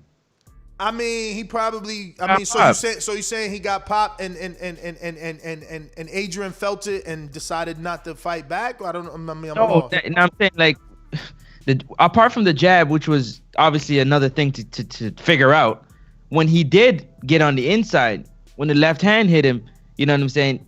You had to make a decision like, okay, I'm barely getting around the jab, and when I do get in, this left hand is hitting me, man. Like, you know what I'm saying? Yeah. Shit hurt. No, like, you know what I mean? Like, let's be for real. But Shit Adrian, don't feel good. No, Adrian's a dog, man. No, for real. Ant, he is a dog, and Ant has shown throughout the years he has legitimate power. He's knocked down his first opponent, and that was a highlight reel knockout. Actually, come to think about it, Ant has some claims to being one of the biggest punchers in Border Wars. He sent Eric Garcia flying. He sent Eric Cruz to the canvas. Only one that didn't go down was Marvin. Well, Adrian didn't go down either, right? But like you said, maybe Adrian felt the pop, and that's why he fought a different way. But let me get to some of these super chats. Looks like we got boxing experts that says, for the Brits, there's a lot of things to do in Texas. Don't leave broken, cause Canelo whooped that gypsy. Texas is a beautiful state. Laughing my ass off. King Nello. For anybody picking Billy Joe, he's taking a shot at you. Then we got Jose, the prediction king. He says, talk about Canelo selling over 70,000 tickets.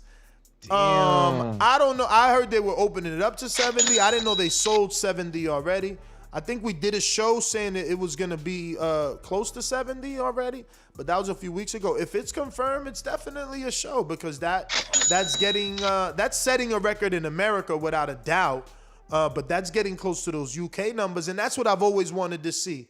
You know, that's what I always like. I love Floyd, but I always had that ish against Floyd. Like, man, why the fuck you couldn't go to a Cowboys stadium like Pacquiao and put 100,000 of us in there? Like, why only rich people could go to your fight? But anyway, that's just me.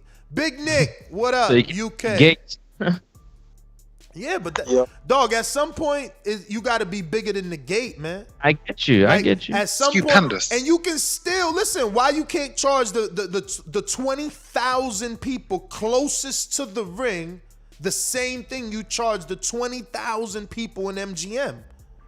And then every other 80,000 of us, let us come in for fucking $300 tickets. What happened? At least $300 tickets. Can we eat? Can we see the fight with some binoculars? Can we be in the fucking environment? And can I say I was there? Aren't we part of the reason you that big? Aren't we part of the reason that you selling fucking $5,000, $6,000 tickets? Damn, can we get in the room, motherfucker? Can we get in the room? Shit. Big Nick, talk to me.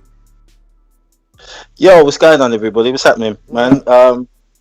Listen, bro, you know what? To be honest, I'm not even really going to get into why AJ beats Fury and all that. Like, we'll leave that for another show. But bro, I don't even understand how we're even discussing this whole headline. Because at the end of the day, if being undisputed don't make you number one, I don't understand what does, bro. It's an absolute joke, isn't it?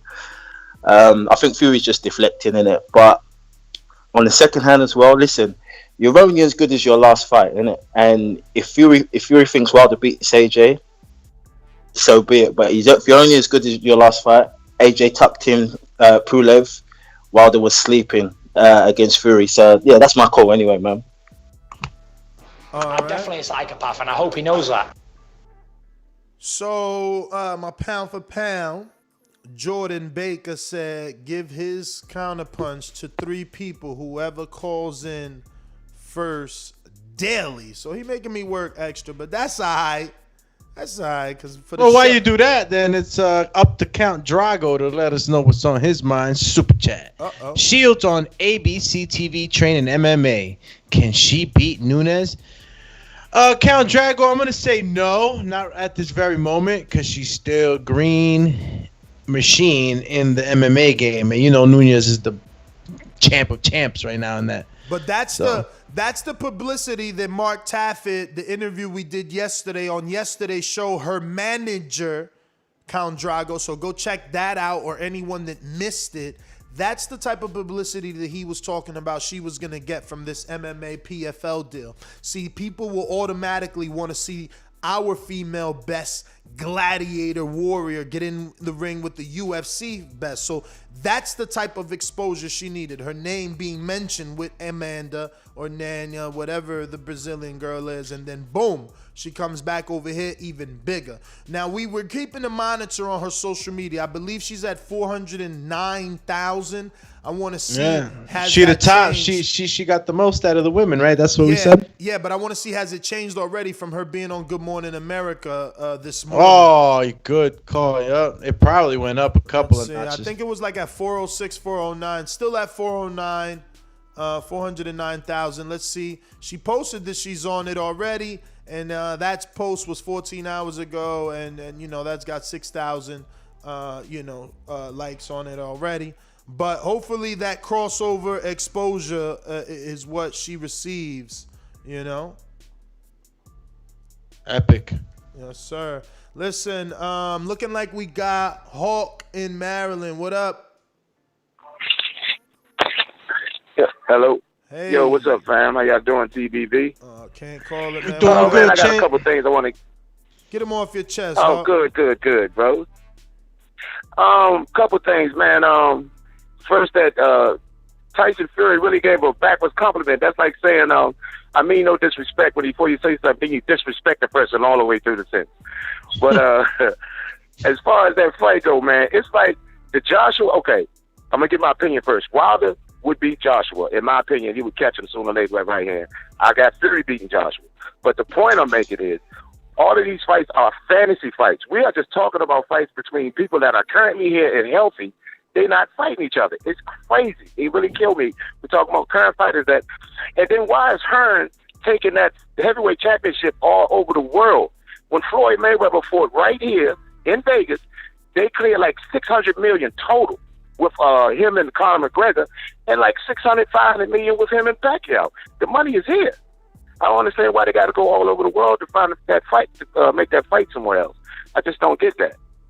I mean, if y'all can explain that to me, that'd be great. And which one of you guys really think we are going to see Wilder fight Joshua? Oh yeah, we're gonna see. As far as I'm concerned, it's like a fantasy fight. I mean, we're going to see this fight 10 years later on Triller. Tell me. Damn, oh, man. Legends League, I don't know. champ. Damn, Hawk, you killed it. Yo, I hope not, man. I hope they give it I to don't us know, now. bro. Not the Legends I'm out, League. bro. Nah, we'll get it.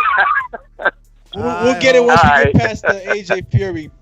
Damn, that's crazy. You imagine? Listen, if you're on Blog Talk and you haven't pressed 1, that's why I haven't gone to you. You got to press 1. The number to call in, 1-425-569-5241. Press 1 time. Voice your opinion right here on the Voice of the People hotline. Davidian, what up?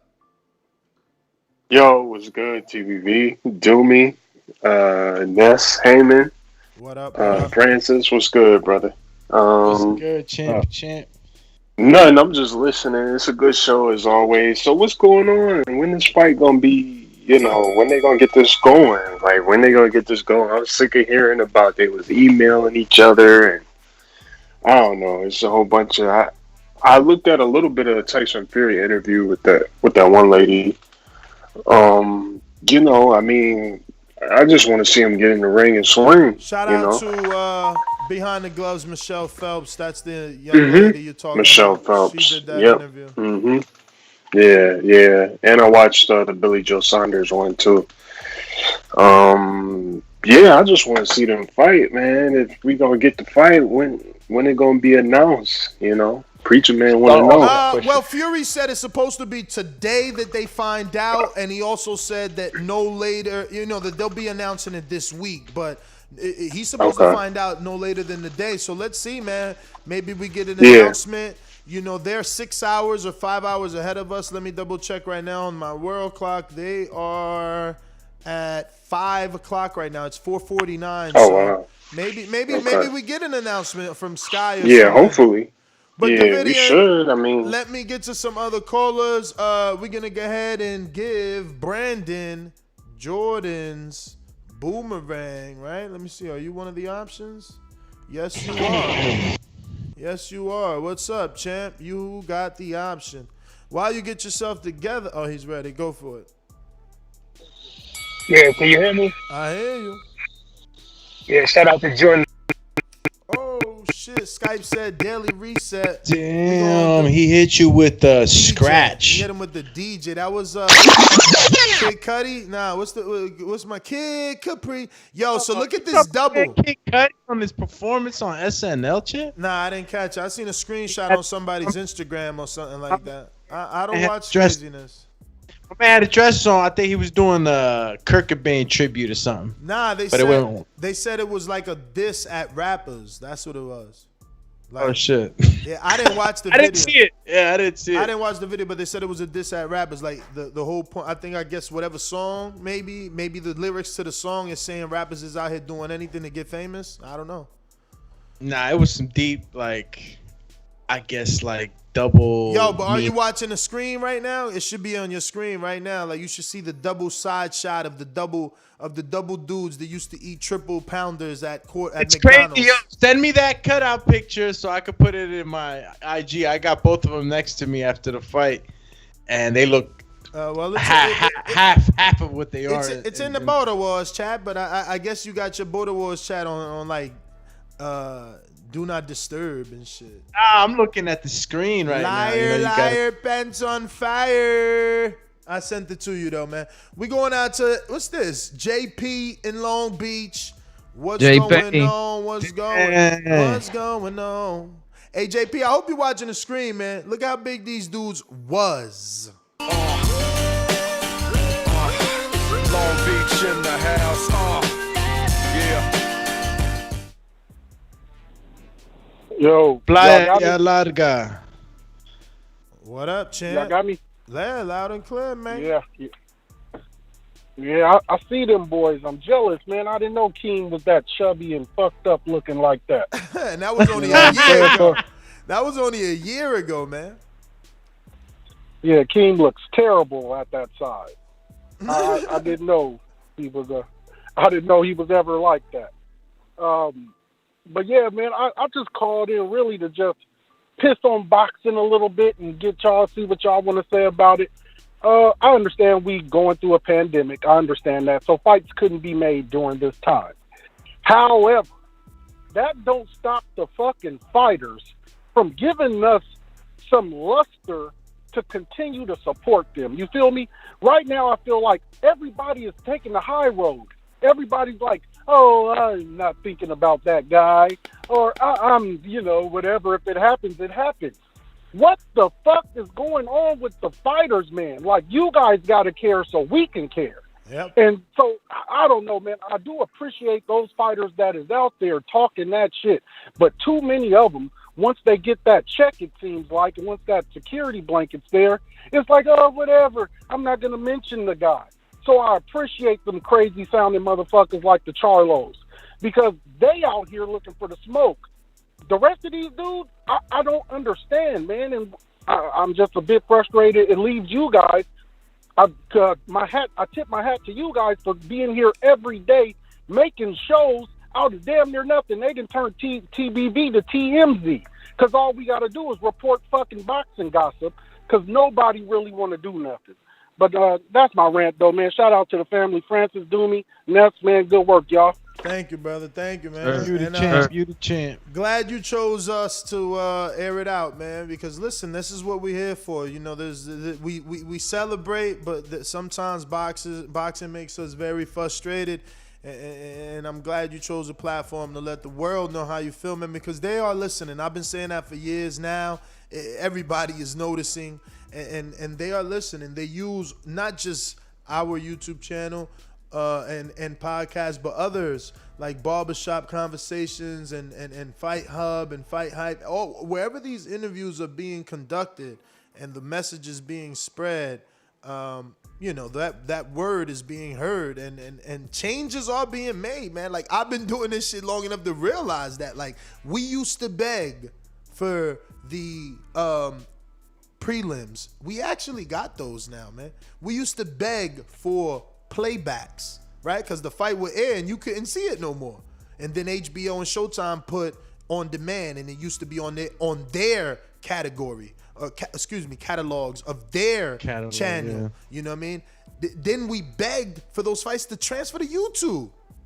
Old fights, fuck it, put them on you. Now they are like, slowly we getting it, man. Hopefully we don't die before we get super fights we've been begging for, but like, we are seeing change, man. We are seeing change, like literally seeing change, probably faster than other things, you know. Like we're seeing it, so it's not all bad. All right. It ain't all bad, but it definitely ain't all good. Yo, we got a new caller. Or we probably have had you on the show, and Mario didn't write your name down. Houston, who's this? Hello. Yes, sir. What's the name, champ? Boxing expert, man. What's up? Long time no talk. Boxing expert. Oh, this is a new number then. This is a new What's number. up, man? What up? Yeah, I had a new number. I called in before though. He on the didn't topic, man. I got AJ beating Fury. He also beats I think he beats Wilder too, man. He got chicken legs. He has too much weight on top, so if you drop him, it's hard for him to get up. But shout out to all my Brits. You know King Nelo's coming. Ragnarok, Kratos. He's gonna destroy you all. That's my call. All right. Shit, did you read Boxing Experts? Yeah. Super chat, right? Unless it's a new one, I read the one. I got that scratching curtains. Nah, I didn't read that. All right. Let me get to it. Boxing Expert comes in and says, "La gata scratching curtains, cause Canelo sold Texas." Yeah, man, 70,000. I didn't see the report on that. If that's official, that's huge. That's monumental already, man. I want him to get a hundo, man. He need a million. Seriously, he need 100,000, man. Yo, I actually just did the tour of the Dallas Cowboys Stadium, and it for football is set up. Hey, you call that Jerry's World, man? It ain't Dallas Cowboys. That's Jerry's World. Well, for football, it's set up for 102, but that's because they got a 100-yard field. When you put the ring on the field, 100-foot screen too, 100-yard screen. No, yeah, but that stays there. That's above the ring. So when you put the ring on the field and then ringside seats, you can even do elevated seats because the actual bleachers around the field are higher. So like they can get way more than 102,000 in there. And that's the reason why I said that the 100-yard screen is because you said you can watch it with binoculars, not with that screen. No, you're absolutely right. You're yeah, absolutely look right. at the ring, but the screen, you can't miss nothing with that big ass screen. You're crazy. No, the screen, if you're on the wide side of the field and not the bowl side of the field, you get the two biggest LED televisions ever made. They're literally no. I did the tour. You seen it close, yeah. I got all this useless information. I know this because I'm a football fan, so yeah, go ahead, man. All this useless information that now it is actually useful for us as a boxing fan. But like, yes, the television screen has I don't know how many millions of LEDs, but wow. it holds the record for the biggest ever television in the entire world. Yep. In the Guinness Book of Records. So yeah, it's no bullshit. Wow. Dude. Harry Jones, baby.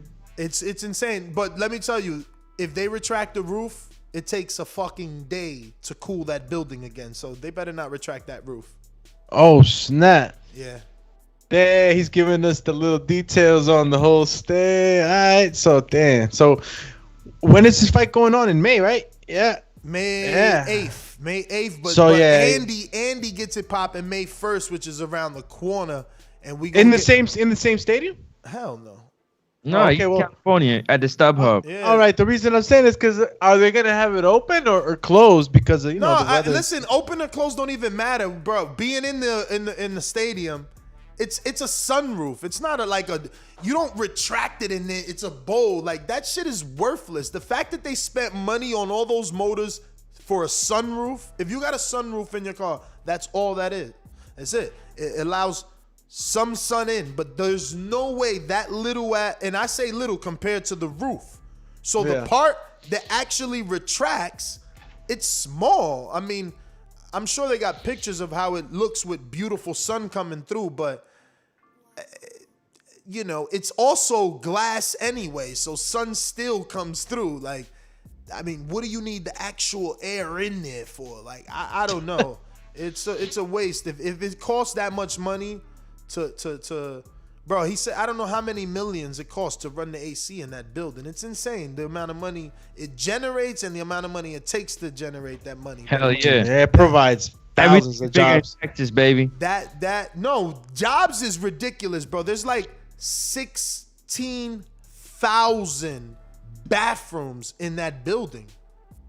That don't even make sense, bro. What the? Yeah, you need it, bro. It's a big building, man. Bro. Say what? Bro. 1,000 people, you need them bathrooms. What? I think there's 600 like maintenance people. I mean, it's some ridiculous. Like, going through the tour is crazy because you get all this information. You're like, whoa, for real? But anyway, that looks like everybody. That's GTO, Instagram, and Twitter. Catch us on the next one. Thank you for tuning in. Don't forget to hit the thumbs up. Future, present, past helps with the visibility of the show. Today is Tuesday. We might be back with a Border Wars show on Unguarded. I know, Francis, you've been scheduling allegedly because I threw that task on him. I'm ready to rock and roll. Border Wars Saturday because I'm in town. You know, last week I had to go to Dallas, so you know we're gonna do Border Wars this week. We're gonna do fight chats. And listen, Liam Williams is fighting Demetrius Andrade this week, right? Oh yeah. I believe so, right? I believe April 17th is that fight, gentlemen. Yep. Gentlemen. Yep. April 17th is it's gonna be a lot of fights. Don't forget. Listen, you don't got on a big show too. Yeah. You don't have to be a Patreon. You don't have to be a member to support in this way. You can use the link below. It's always in every one of our videos. It's our affiliate link to Dazn. We obviously are helping spread the word about Dazn because for $10, if you go the route I went, it's definitely worth the money. And you don't have to, worry about using illegal links. And Dazn provides the Akin Barak show, which we even use their content for news. So there's many reasons to get Dazn boxing wise, but you know that they're doing, other things on Dazn that you might want to look into if you're into other things. I use them specifically for boxing, and if you want to get that, you can use the link below. No snazzy code. I don't think there's a snappy code. Like, you just got to click the actual link to join Dazn right below. Actually, you can you got to click the link. I can't say like any catchphrase, but again, don't forget, if you're gonna make a bet, use code BETTBV on mybookie.ag. Little kickback. Then me and Doomy and Francis, when we can come together, we can actually share a joint. Because it's probably like what we get is probably like the cost of a pre-roll. So like, I'm saying we could pre-roll it up, man. There you go. We got a pre-roll on you guys. Thank you. I'm working in the background. I'm trying to get you Odawa Valiant on a show for Friday. I just scheduled Rajan Chance for the show on Monday, the 19th of April. Today we had Christian Otero. Tomorrow we'll have Jamarcus Pollen, who was a former sparring partner for Dillian White, I believe. And we're going to have a coach by the name of Josh Paulette on the show tomorrow. And that's going to be an interesting interview. Celebrity boxing. Let's give him a little bit, right? Yeah, he's doing some celebrity training. And that's why I got him on the show. Might as well say it to add interest to the interview. He's going to be training the celebrity R&B singer Aaron Carter, who's going to be stepping into the ring in a fight that I think he's going to die. Honestly. Yo, Mess. No, come on, yo, Lamar's 6'11", bro. I thought the two, but I seen tall guys get. I seen the press conference, guys, and I'll spend a little bit more time here and show you this stuff because this pulled me in. This guy, first of all, I listened to his music. I can't screen share my iTunes, but I had his first album. I don't know what happened to him. He didn't have all these Making tattoos. my way downtown. No, that's not Aaron Carter. That's I Aaron know. Carter. I'm just saying. Aaron Carter didn't have this many tattoos on his face. He didn't look like this in his face either. Like right now, I ain't gonna front. It looks like he's had a hard 12 months in his face, or maybe this picture he posted, he just looks like, he woke up. But he's now fighting and training with, Josh Pollitt, and he's gonna fight Lamar Odom. And the only reason I know Lamar Odom is because he married one of the Kardashians, and then he became like a crackhead live on TV. Like, usually crackheads from the hood, they aren't famous. And Come on, Nest. What? Wasn't he reportedly? Go ahead, do your thing, man. No, keep going. I just messing with you. That's how I know him. I swear to God, I never knew anything about anything. I never knew this dude. I don't watch basketball. I never knew this dude. The reason I knew he was a basketball player, because it was like, yo, Khloe Kardashian is dating basketball player Lamar Odom. I promise you. See, my first wife was huge into the Kim Kardashians and shit. So like that show was on in the bedroom. And that's how I got introduced to him. I'm not fronting. I'm keeping it real. And then obviously they had those episodes of like him on some crackhead shit and doing crackhead shit. I ain't making this shit up. He was even all over TMZ. But look at this press conference though. Like this shit looks insane. The size difference, like the fact that they made this fight goes to show that exhibitions get more attention because people want to see the circus. And no disrespect, I'm not calling it a circus to disrespect, but this is what we want to see. Like, I want to see how long it takes Lamar Odom to knock this little guy out. Look how small he is compared to him. Like, he's looking up. He's so much thinner. There's no weight class here. There's no height class here. There's no, like, all this is just like, fuck it. We're going to kill this dude for the dollars. We're going to kill this dude for the dollars. So I want to interview the trainer that took on this task. Look at this guy. Look at him. Look at him doing the agility. Like I guess he's getting there. I don't know. We'll see. We'll see. But look at him on the agility ladder. 93,000 views. So listen, whatever brings attention to the sport. Yo, he just, this has got to be a joke. What do you mean? Look at his stance right here. I can't wait to have Josh Pollitt on here because I got some questions. No, listen, he's training him, bro. Yeah, they're about to get busy, man. How many rounds is this fight? And Josh Pollitt is Beautiful Violence is his name. So like he's taking this shit serious, bro. And I want him to because I want him to know, like, dog, this ain't no game, right? Like I want to know his background first of all. True. Maybe getting a little more insight on Josh, I'll probably be. But this a shit, believer. This shit makes it to TMZ. Like this is what TMZ want. This is what the real world. This is him doing power. Like, I think he should have took a Border Wars fight first. You should have. But he's good on a jump rope. You know what I mean? So he seems athletic, Aaron Carter. He's doing push-ups here. He's getting ready. Listen, I just think he's going to be outsized. This has got to be some type of like exhibition. It is an exhibition, of course. Yeah. No, like very soft touch exhibition. I don't know if this is going to be something like that. To me, I think they about to crack. Somebody head gonna crack. I tell you that. No, I think it's gonna be his head, bro. Like he's tripping.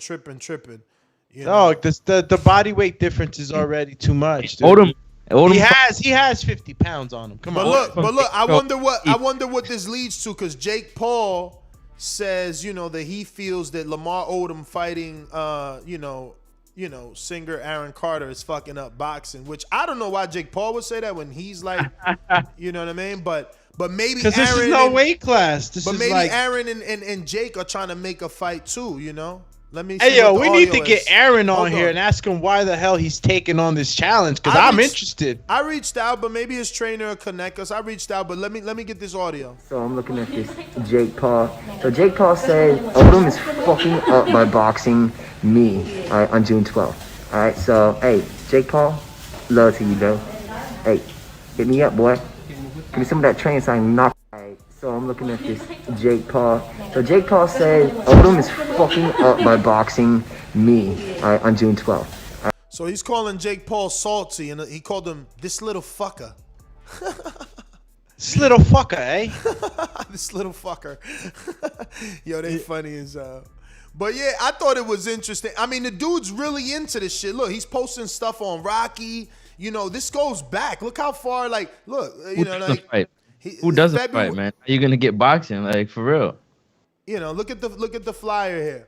Celebrity boxing, Odom versus Carter. It's Don't worry, on. if Jake Paul is hating, they fighting in Atlantic City. Oh my God. I'm there. That's it. I'm going. You covering this one, Chant? I'm going, Chant. Live on pay-per-view. They going up against Teofimo Lopez and Thriller. Like, fuck y'all. Let's do it. I'm about to be over there. Celebrity boxing. NBA about to support Lamar Odom, so. Nah, yo, to be honest with you, like, Aaron got some fucking cojones jumping into this one. Nah, Aaron got a beautiful tasting car. Look at the car he just bought. You know, his new Audi R8 Bro, don't forget his brother Nick Carter. Like, they've been doing Yo, this. so what's the game plan for Aaron, bro? Like, I don't know. Hold on. Let my man Francis from Canada talk. I don't know no backstory. You said don't forget what? Nick Carter, man. Nick Carter, his older brother, man. Back, if I'm not mistaken, Backstreet Boys. Nick Carter, man. Oh, I didn't know that. I didn't know that was his brother. Yeah, that's Aaron Carter. Yeah, you heard Francis Backstreet's back. I had no clue. I had no clue. Listen, I had no clue. I think my daughter. They've been doing this for years. Remember, Nick Carter was first, and then he brought his little brother, and he was a part of the whole Disney thing. Then he moved on to the bigger thing, multi-platinum. He done his thing. He been. Yeah, trust me, Aaron Carter ain't no walk in the park in terms of like career. He's, you know, I mean, his brother obviously was bigger. Bro, we talking about boxing. I thought you was gonna tell me Nick Carter been boxing. He taught Aaron some shit. I'm talking about numbers, bro. You talking about? Both fan bases together can cause a problem. That's all I'm saying. Well, and I'm giving you the backstory on how big his Nick Carter is, and you know, what I'm saying, they fan base. I'm just saying. Yeah, Aaron Carter, you know what I'm saying? I used to listen to his first album. Let me pull it up, see which one is his name. But you know, going through his Instagram, I never followed him before, and I still don't follow him. Pop culture do me. But I follow him, man. I ain't gonna lie. But I fuck with pop culture do me. I fuck with Aaron Cole. I fuck with Aaron Carter, especially his Instagram. Like he looked like he's a nice type of guy, like a guy that, you know, we can hang out with. You know, he's got nice taste in guns and women and tattoos. You know, so. You know, it is what so what you say, Aaron looks like he about it? And cars. Look, he's got old muscle cars. This is probably a fucking old school GTO right here. Right? He's been going ups and downs with alcohol and drugs. I knew it. I didn't know. See that first picture. No, this picture it shows right here, like right here. Didn't know. Yeah, he's been through the struggles, man, of being in the spotlight. Yeah, you know what I'm saying? Of course, to him. That's celebrity life, man. Yeah. But look at this car he just bought. Beautiful. I remember when Canelo had an older version of this.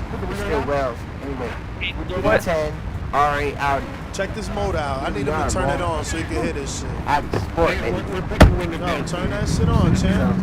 Alright. There you go, bro. Hold on, let me show you how. Yeah, show me how it sounds, champ. Let me see. You see me right here in his comments. Check your DMs, dog. We trying to get you on the biggest podcast for boxing in the world, man. Turn that shit on. There we go. You gonna start it up?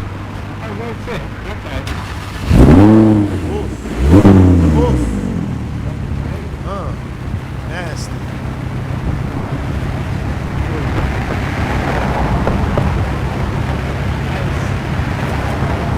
Audi, get the whole Audi, aerial view, Audi.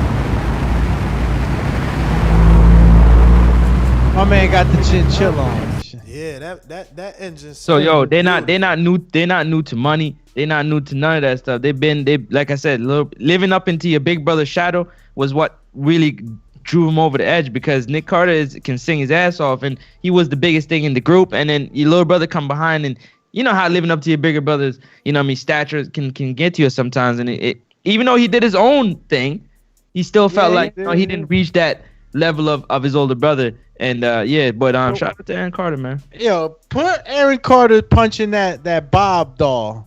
Bob doll? Yeah. It's a little lower from the, car post you just did. Lower from the car post? What Bob doll? You already know when he punching the mannequin. Where you see that, bro? Just send me the link. I don't see that shit. Bro, I know you saw him with the girl and the gun. Okay, so that's way down. So 3 notches below that, you'll see him punching on the Bob. Give you a little insight on how long he been, throwing punches. Right here. Yeah, let's see what Aaron's about. I'm gonna be critical. Nah, he need a border wars fight. He need a border wars fight. He's getting knocked out.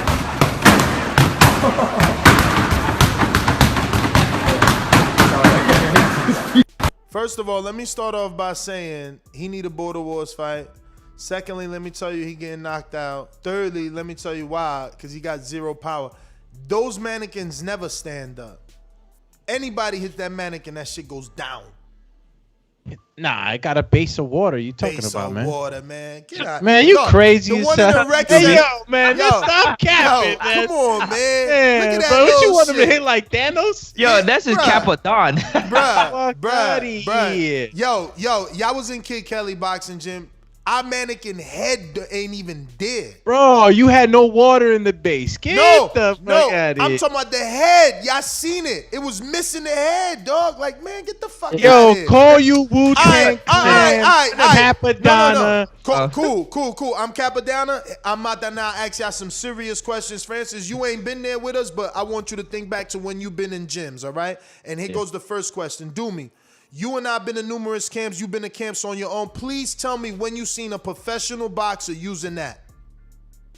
You know what? Any fighter on television using that. Any fighter, tell me. Nah, I'm not gonna say they never used it, but it's Have not you the traditional. ever seen that? Nah, it ain't the traditional. I asked you a specific question. Have you ever seen a I professional? can't think of the name, but I know I seen one of them because out of all the boxing gyms we've been in, we at least have seen that daggone Bob doll in one of them. We see it. But have you ever seen a professional boxer ever use that? You got me there. I haven't. I don't remember ever. Capadonna. Listen to me. I never seen a professional. No fucking fighter I ever went to see. Not ever. Aaron ain't no professional, Ness. Aaron ain't no professional. Listen to me. Gleason's, man. Fighters want to come from the UK just to fucking train in Gleason's, all right? I've been to Gleason's. I've been to Gleason's, never seen that shit. I went all the way to Sheffield, never seen that shit. I've been to Alabama, Florida, New York, Connecticut. Name a fucking state where you see a professional fighter use this fucking dummy. And then when you find him, call that dummy over here. I want to talk to him. See why the fuck they using that shit. Get the fuck out of here. That's garbage, man. Just had the speed bag. 5'7", you know what it is, a bro. It's 5'7" shit. dummy. Oh, and I forgot to mention fucking Philadelphia. A 5'7" dummy. How the fuck you learning something on that shit? That shit don't even go up higher. Shit's stupid as hell, man. Get that shit out of here. Don't tell me no fuck. I've been to Philly. I've been around Gabe. So, like, when it's not like you go to see these professionals, right? Like, any one fighter I go see, it's not like the gym is closed off and it's just him. No, I'm seeing dozens of others. I'm meeting dozens of others. Like, when I went to see Tevin, is how I met Steven Ortiz. And that's why I'm following his fucking career. And that's why he beat JT's boy. And JT was betting me his boy was going to beat my boy. Okay? That's how I seen him. And guess what Steven wasn't fucking using? Guess what Steven wasn't fucking using? No fucking dummy in the gym. He ain't fucking dumb using no dummy in the gym. But they ain't got nothing to do with Aaron Carter. They ain't got nothing to do with Aaron Carter. I'm just saying that, this is a poor representation of what he can do. Oh, he posted right here. He's 125 pounds. No, 3 years ago he was 100. I'm 175, built like a rock. I'm not the opponent you want. You gotta have the heart to get in the ring with me. Let's go. #boxing. That's why I'm behind you, champ. And the album I bought, it was an LP. Actually, it was a full album. It's called Love. And I bought that. And it's a 2018 album. I ain't never get nothing since then. I don't think he made nothing hot since then. And recently it comes up on my playlist and I do skip it right now. Like, I'm not, because it's, again, 2018. That's mad years ago. Like, I'm not in the mood for that. But I did used to listen to that. So, I didn't know about the alcoholism and nothing like that. So, he He said, yo, pussy, real quick, Florida boys don't fuck around. I grew up fighting for fun and having a big brother that made me tough as fuck. Ask him, I can't be knocked out. See you soon. Whoever gets in the ring with me gets knocked the fuck out. They ain't talking greasy. And he a Florida boy. Shout out to Keem. Keem, you gotta back him. Go follow him. I'm gonna screen share this again so you can see I ain't make those words up. The shit's gonna be in a boat, isn't it? Nah, dog, that's the name of the casino. He said it's a boat. Holy I'm like showboat. I'm like, yo, they taking my man out to the waters. They taking him out into international waters. Yo, shout out to Mike Tyson. He used to fight in the showboat in Atlantic City, the Bally's Casino, and all that shit, man. Damn. Well, did you get Palace. to see the poster? And the comment he left, he said, "Come June 12th, I'm gonna drop him like a bad habit." Bruh. For more details, go to Celebrity Boxing. Oh shit. Nah, man, listen, I'm behind it, man. I listened to his music Crazy. before he ever fought, so it's like Yep, I'm not forgot gonna where hate. Lamar Odom came from. Not even that, bro. Look, you ain't, yo, Fred, you know what's crazy, Yo, though? he Like, was you in ain't got better even shape. to tell me God where damn. he came from. Bro, look All how, I gotta oh my say God, is like, yo, the man outweighs him by like 70-something pounds. Bro, like, And his reach is gonna be hella long. Bro, look how be like he used to whack-a-mole. look. Look how he used to look, man. Hopefully he could bounce back with it. Look how he used to look, bro. That's crazy. That's crazy, yo. Wow. Who, Aaron, right? Wow. Bro, are you looking? Of course, I know. I don't need to look. I know where he's coming from. But not just the body, like even the face. Everything, everything changed, man. Everything. That's what, I'm gonna leave that alone, man. Shout out to Aaron Carter. Yo, so KO King, you're very negative always in the chat, but I want to answer you anyway. What does not watching basketball have to do with hosting a basketball tournament? Have you not played sports, you little weirdo? Anyway, Seattle's Washington zone. Dom, what up? You rocking out or you just listening? Call him, I give him the crickets. Mr. PBC, baby. BoxingWords.com. I'm the flyest. Canelo talking about he believe he can win. Go to my kitchen. Get the sharpest knife and cut the bullshit up. I don't care what you do good. I do every fucking thing great. Mr. PBC, baby. Yo, what's good? Shout out to the biggest cheat in American history, UK history. To Tyson Fury, representing, showing that, Deontay Wilder is a problem. That's why he had to cheat. That's why he believes he can beat AJ and stuff like that. But I'm pretty sure Tyson Fury knows he can't bring those type of tactics over there to AJ's camp. To the Aaron Carter and Lamar Odom fight, I mean, that's crazy.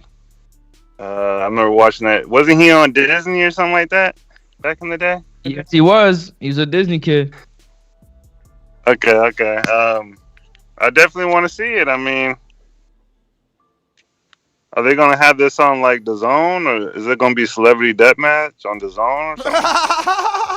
Dazn ain't picked this one up. You talking about the Odom fight? Yeah. Nah, this pay-per-view, celebrity boxing match pay-per-view. Okay, well, I definitely can't wait to see it. Just like I can't wait to see Billy Joe. A lot of fights. I really can't wait to see. Are we betting on that fight? Are we making who, me and you?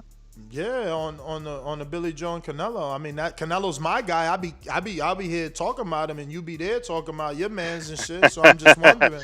I mean, we can do it. I mean, you got my number. I mean, we don't got to put it on here. I'm not a gambler, so I'm not trying to force you. I'm wondering, have you picked? I'm having fun with it, really. I mean, we can do 50 or something. I already got big bets with Mitty. I got 150 with Mitty. Oh no, that's it. So I'm good then. I'm good. I just wanted to make sure you was putting your money where your mouth is. I don't need to be the guy you make the bet with. If you already got a bet with, because I'm not a gambler. Well, did you bet on Canelo against Floyd? No, I didn't. Yeah, don't put your money where your mouth is when it comes to real fighters. No. Well, you holding on to a win from like 10 years ago, man. You understand that? I'm never holding on to a win. I mean, that's an old win, man. That's an old win. A real fighter fought him. That's why he's been fighting, Costco workers and Aviodrums, Rocky Fielding's cousin, Rocky Marciano's brother. That's my call, man. All right. Yo, I think this is like a little I'm definitely promo. a psychopath, and I hope he knows that. Here goes a little promo. This how celebrity boxing does it. Video by Sean. And yeah, this is Aaron Carter whipping up in like a old school Rolls Royce cab. Like, okay, he on his celebrity jacket. Oh, he got the spikes on the jacket. What he says on the back? What it said? No, can't see it. What the back say? Read it. Can't what? Damn, I got one word. What does jacket say? Okay, there's a lot of celebrities. There's a lot of reporters here. Okay. Yeah. June 12th. It's going down. Two celebrities, man. Let's go. Yeah, he really popped up in the old school with the love. So that's the promoter, the dude with the celebrity boxing hat and shit. Here goes Lamar. Lamar is so big though. They tripping, man. They gonna get somebody killed. For real. Let's see if Lamar. Where's Lamar's Insta? Let's see if they tagged it. Make this shit. Here we go. Let's see his heat training though. Before I know, Francis, you gotta go. If you gotta dip. I'm gonna go ahead and dig through his Instagram real quick. See. I'm trying to see their Instagram too right now. Like, what's up with my man Odom? Like, I mean, he training here, but he ain't got nothing here, man. Like I'm saying he got 737K followers. He almost there to the milli. What is this? Woke up, decided, bless. Aaron Carter with some advice. Hope you training hard. I am. Shout out to my managers. All right, but where's that fight footage though, Chan? Let me see something though. Let's check his story out, man. How he throwing punches? That's what I want to see. Ain't nothing. Yeah, and from New York. Yeah. That's what I be telling y'all. Y'all better slow down with playing with Lamar, man. Southside Jamaica. So you got Lamar on this one. You got Lamar. Just like I got a New Yorker. Come on, man. The Florida boy versus New York. Let's make it happen, man. Bruh. So that's it. He found the HOOD, man. He banking on Lamar, Chan. Nah, he the champion. NBA world champion, that is. Multiple times. You know what I'm saying? So he says it's on the official stare down next weekend in Philly. Word on the street says he shook. Hey, Aaron, if you're scared, go to church, my guy. But be sure to show up for this KO. Dang, so he's planning on KO and how the promo got a picture of Lamar and Chloe. See? He ain't famous from fucking basketball. He famous from Chloe, man. I'm trying to tell y'all. Yo, you literally divorced. You not with her. She don't want to have nothing. They still using the picture of him and her on the poster. Like, I'm on a promo. Yo, next GTO, Instagram and Twitter. Catch us on the next one. We up out of here. Yo, we got a late super chat coming in. Aaron said, I hope someone warned you about Florida boys. I read that. Yo, shout out to Boxing Expert with another super chat who says, 7 years of hating and still counting. Mr. PBC, laughing my ass off. That's because he picking Billy against Canelo.